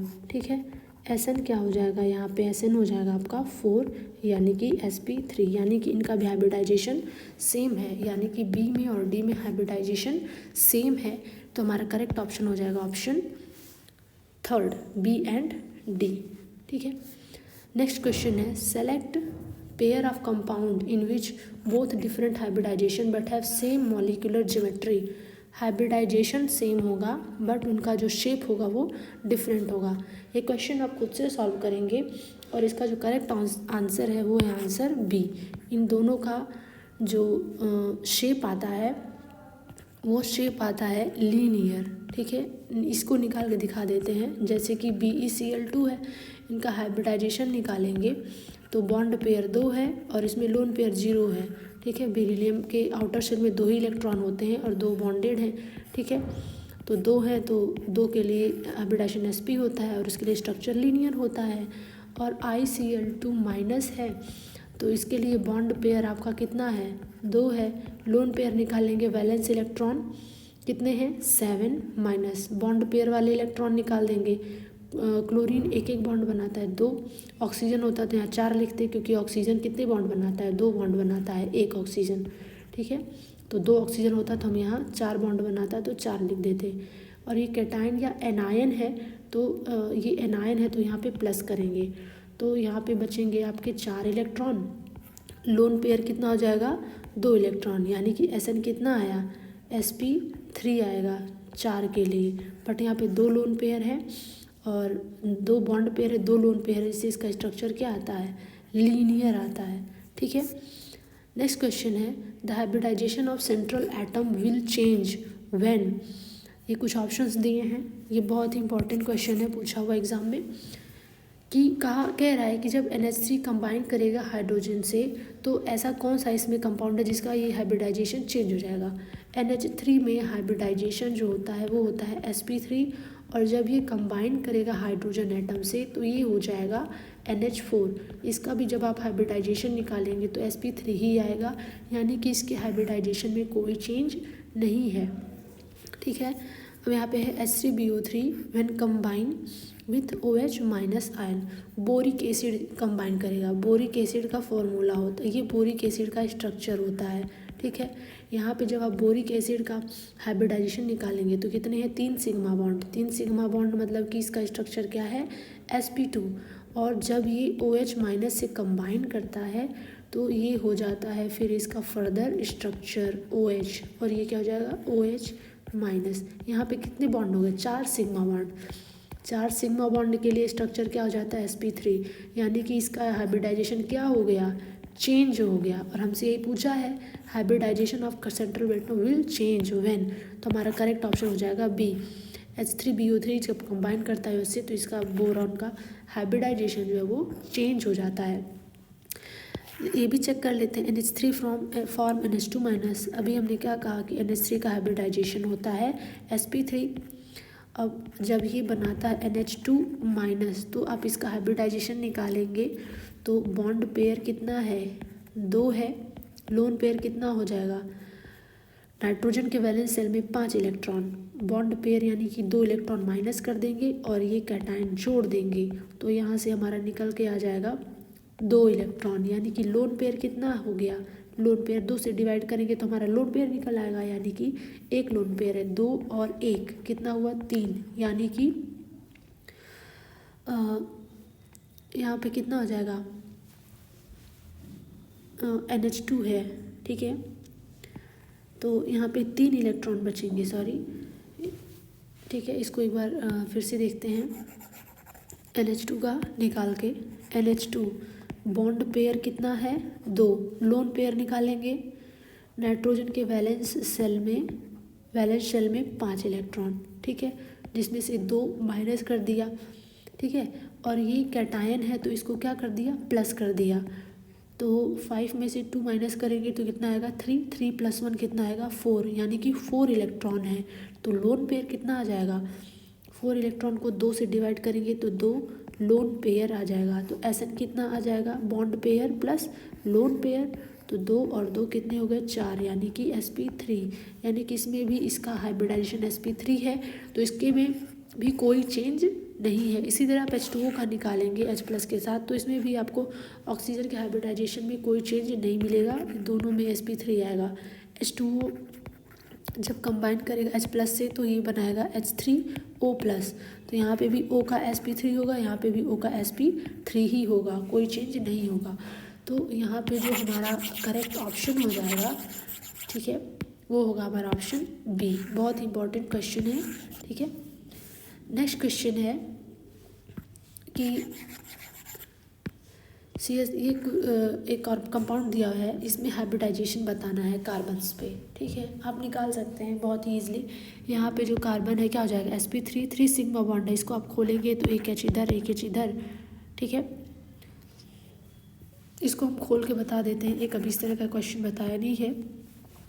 तो ये CH3, ये वाला CH3 है, तो इसको ऐसे ओपन कर लेंगे, ठीक है। H, यहाँ H नहीं है, यहाँ पे तो बॉन्ड है, ये दूसरा कार्बन जुड़ा हुआ है, ठीक। C, यानी कि इसका जो हाइब्रिडाइजेशन निकल के आएगा 4 सिग्मा बॉन्ड है, तो sp3, ठीक है। अब दूसरा निकालेंगे, ये हाइड्रोजन इससे जुड़ा हुआ है एक कार्बन, तो ये भी हमारा क्या हो गया, ये हमारा sp3 हो गया। तीसरा कार्बन यहाँ से जुड़ा हुआ है H, और ये जुड़ा हुआ है डबल बॉन्ड से, ठीक है। तो 1 2 3 सिग्मा बॉन्ड है, 3 सिग्मा बॉन्ड के लिए sp2 होता है। फिर एक C जुड़ा हुआ है और इससे एक H जुड़ा हुआ है, इस पर भी क्या हो जाएगा sp2। और फिर एक ये कार्बन जुड़ा हुआ है, ये कार्बन जोड़ दिया और 3 बॉन्ड लगा दिया, 3 बॉन्ड, फिर C और H, तो इसमें सिर्फ 2 ही सिग्मा बॉन्ड हैं, तो ये हो जाएगा sp। इसमें भी 2 ही सिग्मा बॉन्ड है, तो ये भी हो जाएगा sp3। तो इसका जो करेक्ट आंसर होगा उसको मैच करा लेंगे, तो करेक्ट आंसर आएगा हमारा ऑप्शन C। sp3 है, sp3, ठीक है, sp2 और sp2, sp और ये sp, ठीक। नेक्स्ट क्वेश्चन है the hybridization of iodine atom in IF5 I3 minus and I3 plus. Important question पूछा गया है, आप इसकी हाइब्रिडाइजेशन निकालेंगे, ठीक है। तो इसका करेक्ट ऑप्शन आएगा आपका ऑप्शन A, ठीक है, sp3, sp3d and sp3। Next question है among the given species identify the isostructural pairs. Isostructural pairs का मतलब होता है कि ऐसे स्पीसीज जिनके शेप और हाइब्रिडाइजेशन क्या हों, सेम हों, ठीक है। तो आप सबके हाइब्रिडाइजेशन और शेप निकालेंगे, तो यहाँ पे जो करेक्ट ऑप्शन आएगा वो है ऑप्शन बी। हमने हाइब्रिडाइजेशन और शेप निकालना बता दिया है, आप खुद से ये कुछ क्वेश्चंस लगाएंगे, ठीक है। तो इन दोनों को जब आप निकालेंगे तो इनके हाइब्रिडाइजेशन और शेप दोनों सेम आएगा, यानी कि दोनों का हाइब्रिडाइजेशन कितना आएगा, sp3 आएगा, और ये आएगा टेट्राहेड्रल स्ट्रक्चर, ठीक है। नेक्स्ट क्वेश्चन है which of the following has the highest dipole moment. सबसे हाईएस्ट डाइपोल मोमेंट किसका होगा। आप सबका हाइब्रिडाइजेशन निकालेंगे, ठीक है। और जब आप हाइब्रिडाइजेशन निकालेंगे तो यहाँ पे आप देखेंगे पोलैरिटी बॉन्ड की, तो सबसे ज़्यादा हाई डाइपोल मोमेंट आता है वाटर का, ठीक है। नेक्स्ट क्वेश्चन है which of the following order of energy of molecular orbital of nitrogen is correct. ये भी बहुत इंपॉर्टेंट क्वेश्चन है, हमने आपको वहाँ पे सिखाया था मॉलिक्यूलर ऑर्बिटल थियोरी में कि 2 तरीके से इलेक्ट्रॉनिक कन्फिग्रेशन लिखा जाता है। एक जब या तो 14 से एक हमने बताया था आपको कि जब नंबर ऑफ इलेक्ट्रॉन जो है वो 14 के बराबर हो या 14 से कम हो, और एक इलेक्ट्रॉनिक कन्फिग्रेशन तब लिखा जाएगा जब नंबर ऑफ इलेक्ट्रॉन 14 से क्या हो, ज़्यादा हो। सॉरी, यहाँ पे एरो चेंज कर लेंगे। नंबर ऑफ इलेक्ट्रॉन क्या हो, जब कम हो या इक्वल हो 14 के, और एक दूसरा तरीका नंबर ऑफ इलेक्ट्रॉन जब 14 के से क्या हो, ज़्यादा हो, नंबर ऑफ इलेक्ट्रॉन 14 से ज़्यादा हो। तो इसके लिए हमने आपको कोड भी बताया था कि अगर इस तरीके का कंडीशन है, नंबर ऑफ इलेक्ट्रॉन 14 से कम है, तो उसके लिए जो कोड यूज़ करते हैं वो 21 और 21 वाला कोड यूज़ करते हैं, और इसके लिए 1221 का कोड यूज़ करते हैं, ठीक है। आप इन दोनों के थ्रू आप हमारे थ्योरी क्लास में जा कर के देख सकते हैं वहाँ पे कन्फिग्रेशन कैसे निकाला गया है। तो यहाँ पे नाइट्रोजन का करेक्ट ऑर्डर पूछा है, तो सिंपली हम नाइट्रोजन का एक कन्फिग्रेशन लिख लेते हैं और मैच करा लेते हैं, ठीक है। तो कन्फिग्रेशन जब लिखेंगे इसके थ्रू, तो यहाँ पे लिख लेते हैं सिग्मा 1s2। नाइट्रोजन में नंबर ऑफ़ इलेक्ट्रॉन कितने होंगे, नंबर ऑफ़ इलेक्ट्रॉन 7 × 2 × 14, यानी कि हम ये वाला लेके चलेंगे। तो इनका कन्फिग्रेशन ये आता है sigma star 1s2 sigma 2p, ठीक है, ये करेक्ट कर लेंगे। 2p नहीं, पहले 2s आएगा। Sigma 2s2, sigma star 2s2, फिर आता है पाई 2px आता है, ठीक है, पाई 2px आता है, ठीक है, और इसी के इक्वल में होता है पाई 2py। तो पहले इसको फिल कर लेंगे, कितने इलेक्ट्रॉन में, 2 2 4 2 6 2 8 9 10 11। इसको ऐसे फिल करते हैं, पहले अनपेयर्ड इलेक्ट्रॉन ही लिखते हैं, पाई 2px पाई 2py, ठीक है। तो 8 इलेक्ट्रॉन 9 10 11 12, ठीक है। उसके बाद से आता है आपका सिग्मा 2pz, जिसमें कि 2 इलेक्ट्रॉन फिल कर लेते हैं तो 14 हो जाता है। अब इससे मैच करा लेते हैं, यहाँ पे पाई 2p पाई 2py, फिर दिया हुआ सिग्मा 2pz, फिर दिया हुआ आपका sigma 2pz,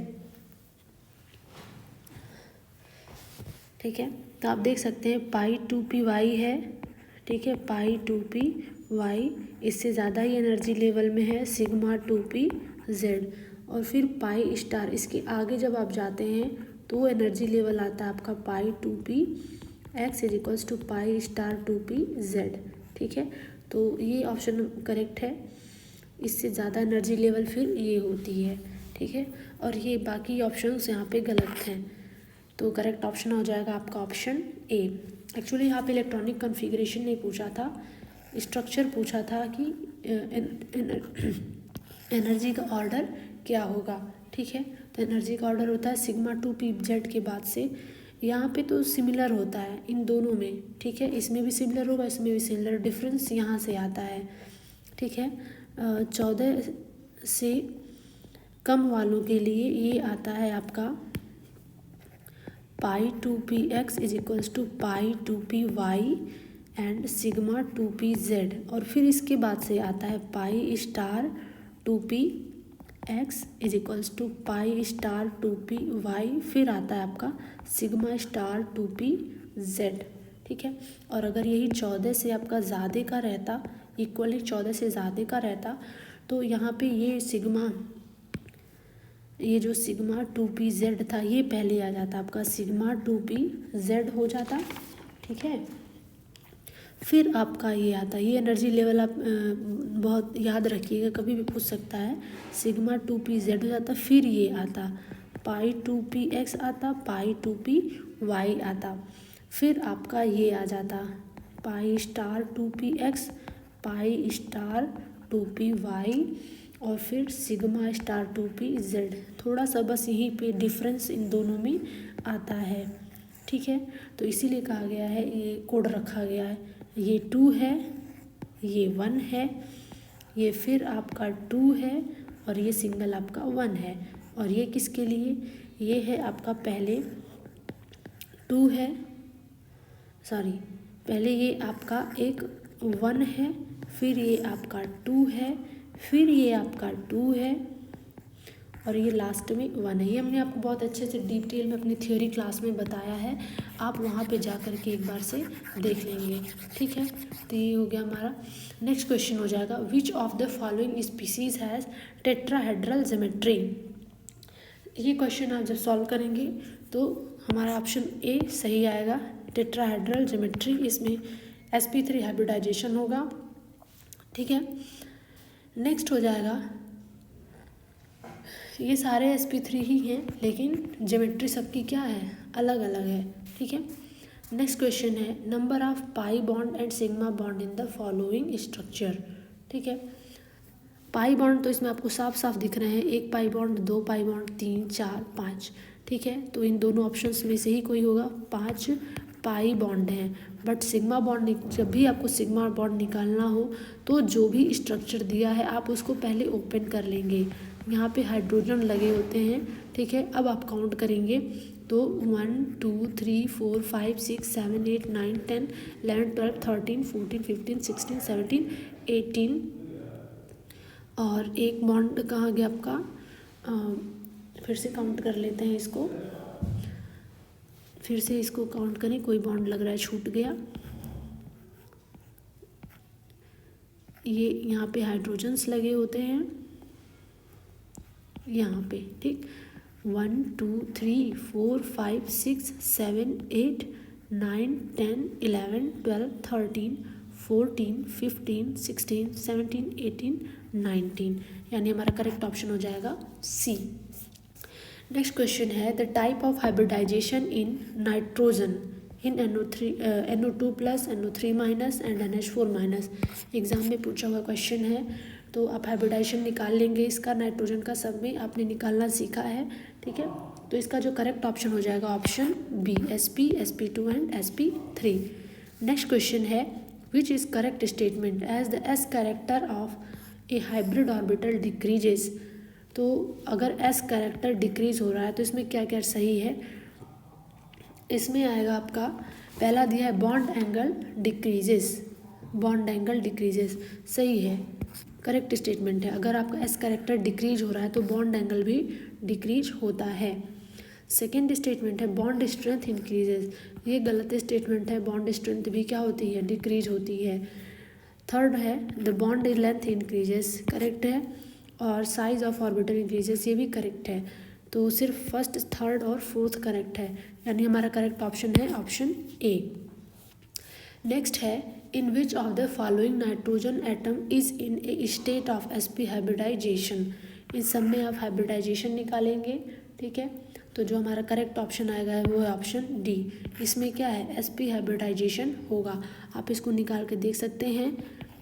NO2 plus bond pair कितना है 2, लोन पेयर कितना हो जाएगा, लोन पेयर निकाल लेंगे इसके स्ट्रक्चर से, ये हो जाएगा आपको ऑक्सीजन, और ये कोऑर्डिनेट बॉन्ड इसको दे देता है। नाइट्रोजन के वैलेंस सेल में कितने होते हैं 5 इलेक्ट्रॉन, तो 2 तो इसने इस ऑक्सीजन को दे दिया, 2 इधर बॉन्डिंग बना लिया, बचा 1, तो इस पर पॉजिटिव चार्ज है, ठीक है। तो यानी कि ये दे दिया गया है, यानी कि इसके पास कोई भी लोन पेयर नहीं है, तो बॉन्ड पेयर 2 हो गया, यानी कि SN भी हमारा क्या हो गया 2, तो ये किसके लिए आता है SP। नेक्स्ट क्वेश्चन है which one of the following compound has the smallest bond angle. सबसे इसमें स्मॉलेस्ट बॉन्ड एंगल किसका आएगा, तो आप यहाँ पे बॉन्ड एंगल निकालेंगे।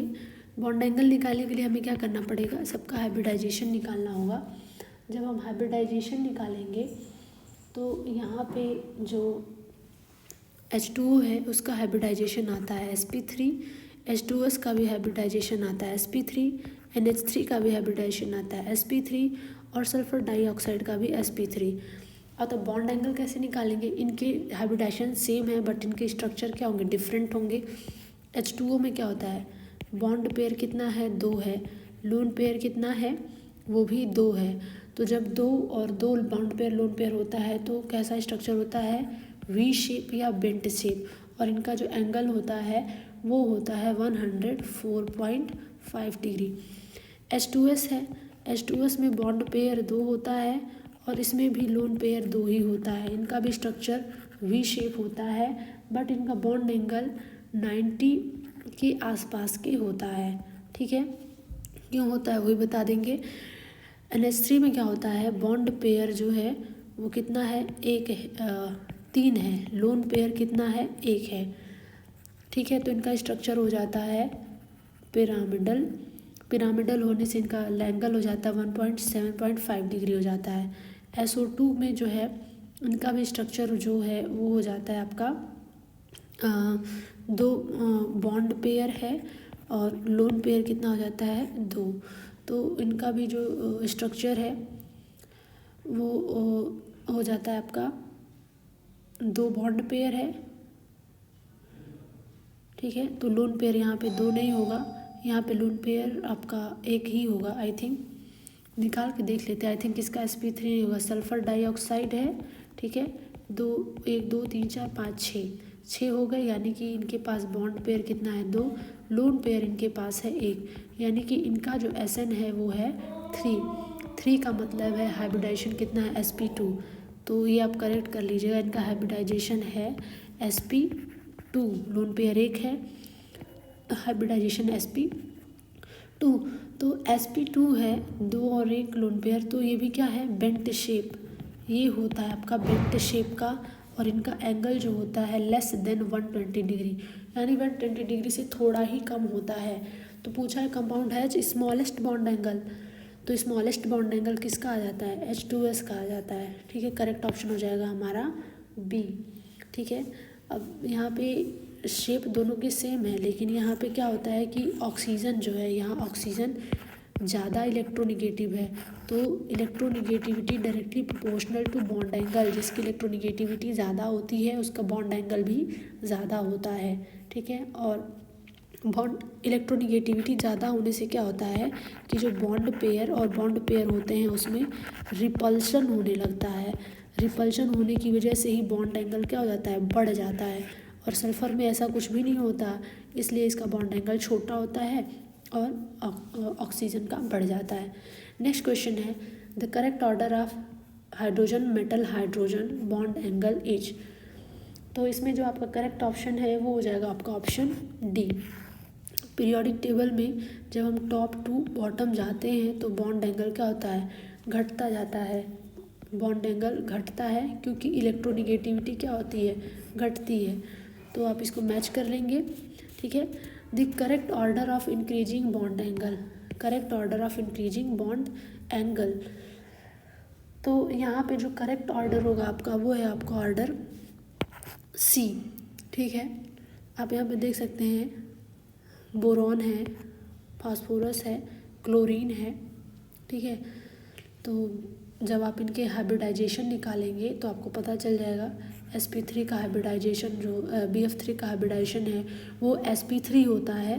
sp3 मतलब इनका जो sp2 होता है, sp2 होता है, यानी कि इनका जो बॉन्ड एंगल होगा वो 120 डिग्री होगा।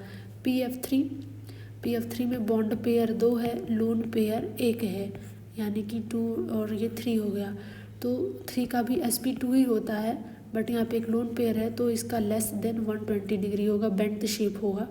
और एक बचा ClF3, तो इनका जो बॉन्ड पेयर होता है वो होता है 3, और जो लोन पेयर होता है वो होता है 2, यानी कि है यहाँ पे 5 होता है sp3d के लिए। तो 3 लोन पेयर और 2 बॉन्ड पेयर के लिए स्ट्रक्चर जो होता है वो टी शेप होता है, और टी शेप स्ट्रक्चर के लिए बॉन्ड एंगल 90 डिग्री होता है। तो आप यहाँ पे देख सकते हैं सबसे ज़्यादा बॉन्ड एंगल BF3 का होगा, फिर PF3 का होगा और ClF3 का होगा। कहीं कहीं पे आप बॉन्ड एंगल कैसे निकाल सकते हैं, बाई कैलकुलेटिंग हाइब्रिडाइजेशन निकालेंगे तो शेप पता चलेगा तो आप फटाक से एंगल बता सकते हैं। ये चीज़ें हमने अपने थ्योरी क्लास में बहुत ही अच्छे से डिस्कस किया हुआ है। उस थ्योरी क्लास का लिंक जो है हम अपने डिस्क्रिप्शन बॉक्स में दे देंगे, आप वहाँ से जाके थ्योरी क्लास देख सकते हैं। वो थ्योरी क्लास आप पढ़ने के बाद ये क्वेश्चंस लगाएंगे, आपको क्वेश्चन बहुत ही आसानी से सॉल्व हो जाएंगे। Question 36, which ion possesses sp3d2 hybridization, यहाँ पे आपको निकालना है कि sp3d2 हाइब्रिडाइजेशन किसका होगा। ये आप निकालेंगे तो हमारा करेक्ट ऑप्शन हो जाएगा बी। इसका जो हाइब्रिडाइजेशन निकालेंगे आएगा हमारा क्या, sp3d2, आप खुद से ये निकालेंगे। Question number 37, in orthoboric acid H3BO3 the trigonal BO3 minus unit are bonded together through, यहाँ पे कई सारे ऑप्शन दिए हैं, इसमें जो करेक्ट ऑप्शन है वो option C, hydrogen bond into 2 dimensional sheet. ये आपके अभी UP PGT में पूछा हुआ था, जस्ट इसके पहले जो हुआ था शायद 21 में हुआ था। ठीक है, बहुत इंपॉर्टेंट क्वेश्चन। नेक्स्ट है match list first with list second, यहाँ पे भी आपको मैच कराना है। यहाँ पे हम आपको करेक्ट ऑप्शन बता दे रहे हैं, आप इसको सॉल्व करेंगे फिर आप मैच करेंगे। तो यहाँ पे जो हमारा करेक्ट ऑप्शन है वो है ऑप्शन ए। ठीक है, नेक्स्ट क्वेश्चन है in which of the following p pi bond is present. ठीक है, हमने आपको p pi bond d pi bond निकालना सिखाया हुआ है। ठीक है, आप उसको एक बार जाएंगे और उसके हेल्प से निकालेंगे, यहाँ पे भी निकल जाएगा। ठीक है, तो हमारा यहाँ पे जो करेक्ट ऑप्शन है वो हो जाएगा ऑप्शन सी। ठीक है, ऑप्शन सी में जो है p पाई बॉन्ड है, बाकी में p पाई बॉन्ड नहीं है। ठीक है, आप निकालेंगे तो आपको क्लियर दिखेगा। विच of the following is not known, इसमें से ऐसा कौन सा कंपाउंड है जो नोन नहीं है। करेक्ट ऑप्शन है सी, IF6। नेक्स्ट क्वेश्चन है compound which exhibit sp hybridization. इसमें आप सबका हाइब्रिडाइजेशन निकालेंगे तो पूछ रहा है sp हाइब्रिडाइजेशन किसका होगा। ये तो मीथेन हो गया, इसका कितना होता है sp3 होता है, C2H6 ये भी क्या है sp3 है, C2H4 यानी कि क्या यहाँ पे डबल बॉन्ड है तो ये क्या हो जाएगा sp2 हो जाएगा, C2H4। यहाँ पे दोनों C2H4 दिया हुआ है, आई थिंक यहाँ पे C2H2 होगा, ठीक है C2H2 आप इसको करेक्ट कर लीजिएगा। C2H2 में ट्रिपल बॉन्ड होता है और इसमें सिग्मा बॉन्ड कितने हैं, 2 ही सिग्मा बॉन्ड है, तो हाइब्रिडाइजेशन इन दोनों पे कितना होगा sp, तो हमारा करेक्ट ऑप्शन हो जाएगा D. Which of the following is paramagnetic. इसके लिए भी हमने आपको शॉर्ट ट्रिक बताया था, ये पूछा हुआ क्वेश्चन है कि क्या करेंगे, नंबर ऑफ इलेक्ट्रॉन कैलकुलेट कर लेंगे, अगर ऑड नंबर ऑफ इलेक्ट्रॉन होगा तो paramagnetic, even number of electron होगा तो डायामैग्नेटिक। लेकिन अगर इवन नंबर में 10 इलेक्ट्रॉन, 16 इलेक्ट्रॉन या 32 इलेक्ट्रॉन आते हैं तो भी ये पैरामैग्नेटिक होते हैं, क्योंकि इसमें 2 अनपेयर्ड इलेक्ट्रॉन होते हैं जब हम इनका कॉन्फ़िगरेशन मॉलिक्यूलर ऑर्बिटल थ्योरी के अकॉर्डिंग करते हैं, ठीक है। तो यहाँ पे B2 का नंबर ऑफ इलेक्ट्रॉन कितना हो जाएगा, बोरान में 5 इलेक्ट्रॉन होते हैं, 10 इलेक्ट्रॉन है तो ये क्या हो जाएगा पैरामैग्नेटिक हो जाएगा, यानी हमारा B2 क्या है पैरामैग्नेटिक है। C2 का भी देख लेते हैं, C2 6 × 2 6 2 12, ये तो इवन है तो क्या हो जाएगा डायामैग्नेटिक। नाइट्रोजन 7 × 2 14, यानी कि ये भी इवन है, यानी कि ये भी डायामैग्नेटिक। CN 6 है प्लस नाइट्रोजन में 7 और प्लस 1 कर देंगे, ठीक है, तो ये आएगा 14, यानी ये भी डायामैग्नेटिक। हमारा करेक्ट ऑप्शन हो जाएगा बी। नेक्स्ट है, ये शॉर्ट ट्रिक भी हमने अपने थियरी क्लास में बताया हुआ है, आप वहाँ से जाके देख सकते हैं। AlCl3 is covalent while AlF3 is ionic. This can be justified on the basis of valence bond theory. नहीं, वैलेंस बॉन्ड थ्योरी हमें क्या बताता है, it tell about hybridization process. Fajans rule क्या बताता है कि कोई भी आयनिक बॉन्ड जो होता है या बॉन्ड ये 100% आयनिक नहीं होता है, इसमें कुछ कोवैलेंट कैरेक्टर होते हैं, ये हमने आपको बताया हुआ है, ठीक है। तो ये बताता है कि आयनिक बॉन्ड में कितना कोवैलेंट है कोई कंपाउंड, ठीक है। तो ये कौन, यानी कि हमारा करेक्ट ऑप्शन हो जाएगा B, AlCl3 is covalent while F3 is ionic. ये हमें कौन बताता है, फेजांस रूल से ही हम बता सकते हैं कि AlCl3 क्यों कोवैलेंट है और AlF3 क्यों आयनिक है, ठीक है। इसके लिए हमने क्या बताया था Al3+, इसमें भी Al3+, यानी कि साइज़ ऑफ कैटायन सेम है इसमें, तो Cl लेके चलते हैं और F लेके चलते हैं। Cl और F में क्या हो जाता है, Cl और F में साइज़ किसकी छोटी किसकी बड़ी है, फ्लोरीन की साइज़ क्या है छोटी है, क्लोरीन की साइज़ क्या है बड़ी है, तो साइज़ बड़ी है यानी कि इसका कोवैलेंट कैरेक्टर ज़्यादा है, ठीक है, इसीलिए इसका कोवैलेंट कैरेक्टर ज़्यादा होता है। ये कौन हमें बताता है, इन दोनों में कौन डिफरेंशिएट करता है, फेजांस रूल। मॉलिक्यूलर ऑर्बिटल थ्योरी क्या बताती है, मॉलिक्यूलर ऑर्बिटल थ्योरी मॉलिक्यूल्स का इलेक्ट्रॉनिक कॉन्फ़िगरेशन करते हैं हम लोग, उसका मैग्नेटिज्म बताते हैं, ठीक है। हाइड्रेशन थ्योरी एनर्जी बताती है कि जो है हाइड्रेशन एनर्जी किसकी में ज़्यादा है किसकी में कम है, ठीक है। ग्रेटर, नेक्स्ट क्वेश्चन है greater the dipole moment. Dipole moment अगर ग्रेटर है तो कौन सा ऑप्शन इसमें करेक्ट है, greater is the ionic character, lesser is the polarity, smaller the ionic nature, none of above, ठीक है। पोलैरिटी कोई तो बताता है, ठीक है, जिसका डाइपोल मोमेंट ज़्यादा उसमें पोलैरिटी ज़्यादा होती है और आयनिक कैरेक्टर भी ज़्यादा होता है, ठीक है। करेक्ट ऑप्शन होगा हमारा ए। नेक्स्ट क्वेश्चन है I2+ ion is, I2+ ion क्या होगा, नंबर ऑफ इलेक्ट्रॉन निकाल लेंगे तो आयोडीन 7, आयोडीन में कितने इलेक्ट्रॉन होते हैं, नहीं इसको मॉलिक्यूलर ऑर्बिटल थ्योरी से नहीं निकाल सकते आप। I2+ को जो है इसका जो करेक्ट ऑप्शन होगा I2+ का जो हम मैग्नेटिज्म निकालेंगे वो हो जाएगा आपका ऑप्शन बी, ये पैरामैग्नेटिक होता है, ठीक है। Question number 46, match list first with list second and select correct answer. यहाँ पे ये बॉन्ड ऑर्डर दिया हुआ है, आप इन सबके बॉन्ड ऑर्डर निकालेंगे, ठीक है, बहुत ही ईजिली निकल जाएगा। ऑक्सीजन है ना, ऑक्सीजन पे सबसे पहले हम क्या करेंगे, नंबर ऑफ़ इलेक्ट्रॉन निकालेंगे।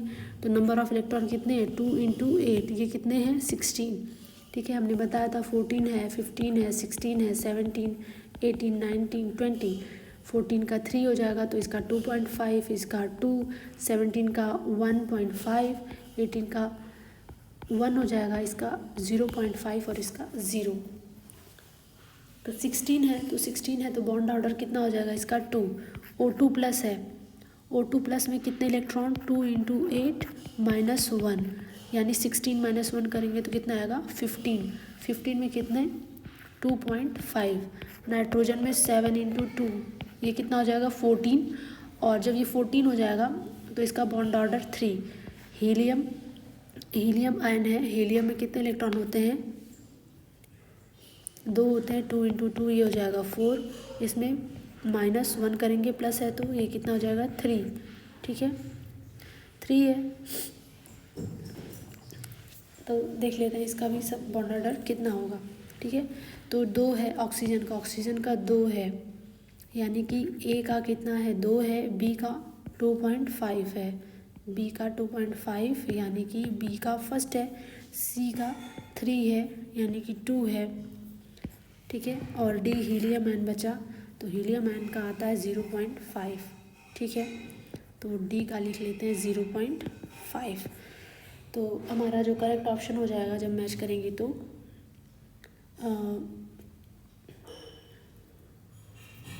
क्या आ जाएगा, 2 यहाँ था, क्या था, 2 ना, 2 किसका है, करेक्ट 4 का है, 4 मतलब इसका करेक्ट ऑप्शन होगा आपका सी 4, यानी कि ऑक्सीजन का 2.0 जो हमने निकाला था, और फिर O2 प्लस का कितना हमने निकाला था, 2.5 निकाला था, ठीक है। यहाँ पे इरेज हो गया है, ठीक है। तो आप ऐसे ही बॉन्ड ऑर्डर निकालेंगे, हमारा जो करेक्ट ऑप्शन हो जाएगा वो हो जाएगा ऑप्शन सी। नेक्स्ट है, which one of the following has 2 unpaired electron. 2 unpaired electron का मतलब है जिसके में नंबर ऑफ इलेक्ट्रॉन या तो 10 हो, या तो 16 हो, या तो 30 हो, ठीक है। ये हमने आपको शॉर्ट ट्रिक्स में बताया है। तो जब आप कैलकुलेट करेंगे तो ये आपका आएगा ऑप्शन डी, B2 में। अभी जस्ट हमने जो ऊपर कैलकुलेट किया है, 2 × 5 करेंगे इसके इलेक्ट्रॉन्स, नंबर ऑफ इलेक्ट्रॉन आएंगे 10 इलेक्ट्रॉन, ठीक है। नेक्स्ट है hybridization of boron in B2H6। B2H6 में बोरॉन का हाइब्रिडाइजेशन आता है sp3 जब आप निकालेंगे, ठीक है। ये होता है B2H6 का स्ट्रक्चर, कितने बॉन्ड है, 1 2 3 4 बॉन्ड, 4 सिग्मा बॉन्ड के लिए हाइब्रिडाइजेशन क्या होता है, sp3। नेक्स्ट क्वेश्चन है, the molecular geometry of XeF6 is. इसका जब आप हाइब्रिडाइजेशन निकालेंगे तो जो स्ट्रक्चर आएगा वो आएगा आपका डिस्टॉर्टेड ऑक्टाहेड्रल, ठीक है। नेक्स्ट क्वेश्चन है, match list with match list second. यहाँ पे भी मॉलिक्यूल्स दिए हुए और ये उनका हाइब्रिडाइजेशन दिया हुआ है। इस क्वेश्चन को आप खुद सॉल्व करेंगे, ठीक है। और इसका जो करेक्ट ऑप्शन होगा वो हम बता दे रहे हैं, ऑप्शन होगा ए, ठीक है। तो ये कुछ आज के कुछ 50 क्वेश्चंस थे जिसको आप पेशेंस के साथ सीरियल वाइज लगाएंगे, और अगर आप ये 50 क्वेश्चंस आप तैयार कर ले तो फिर आपको अदर क्वेश्चंस कहीं से देखने की ज़रूरत नहीं पड़ेगी, ठीक है।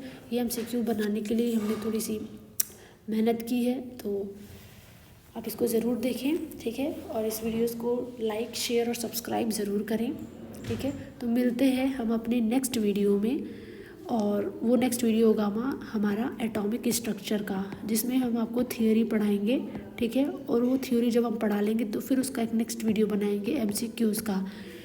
इस वीडियो का भी हमने केमिकल बॉन्डिंग थ्योरी वीडियो बनाया है शॉर्ट में, जो आप देख सकते हैं, और उसको देखने के बाद ही MCQs आप लगाएंगे, ठीक है। तो आपके सारे क्वेश्चन बहुत ही आसानी से समझ में आ जाएगा, ठीक है। Thank you so much.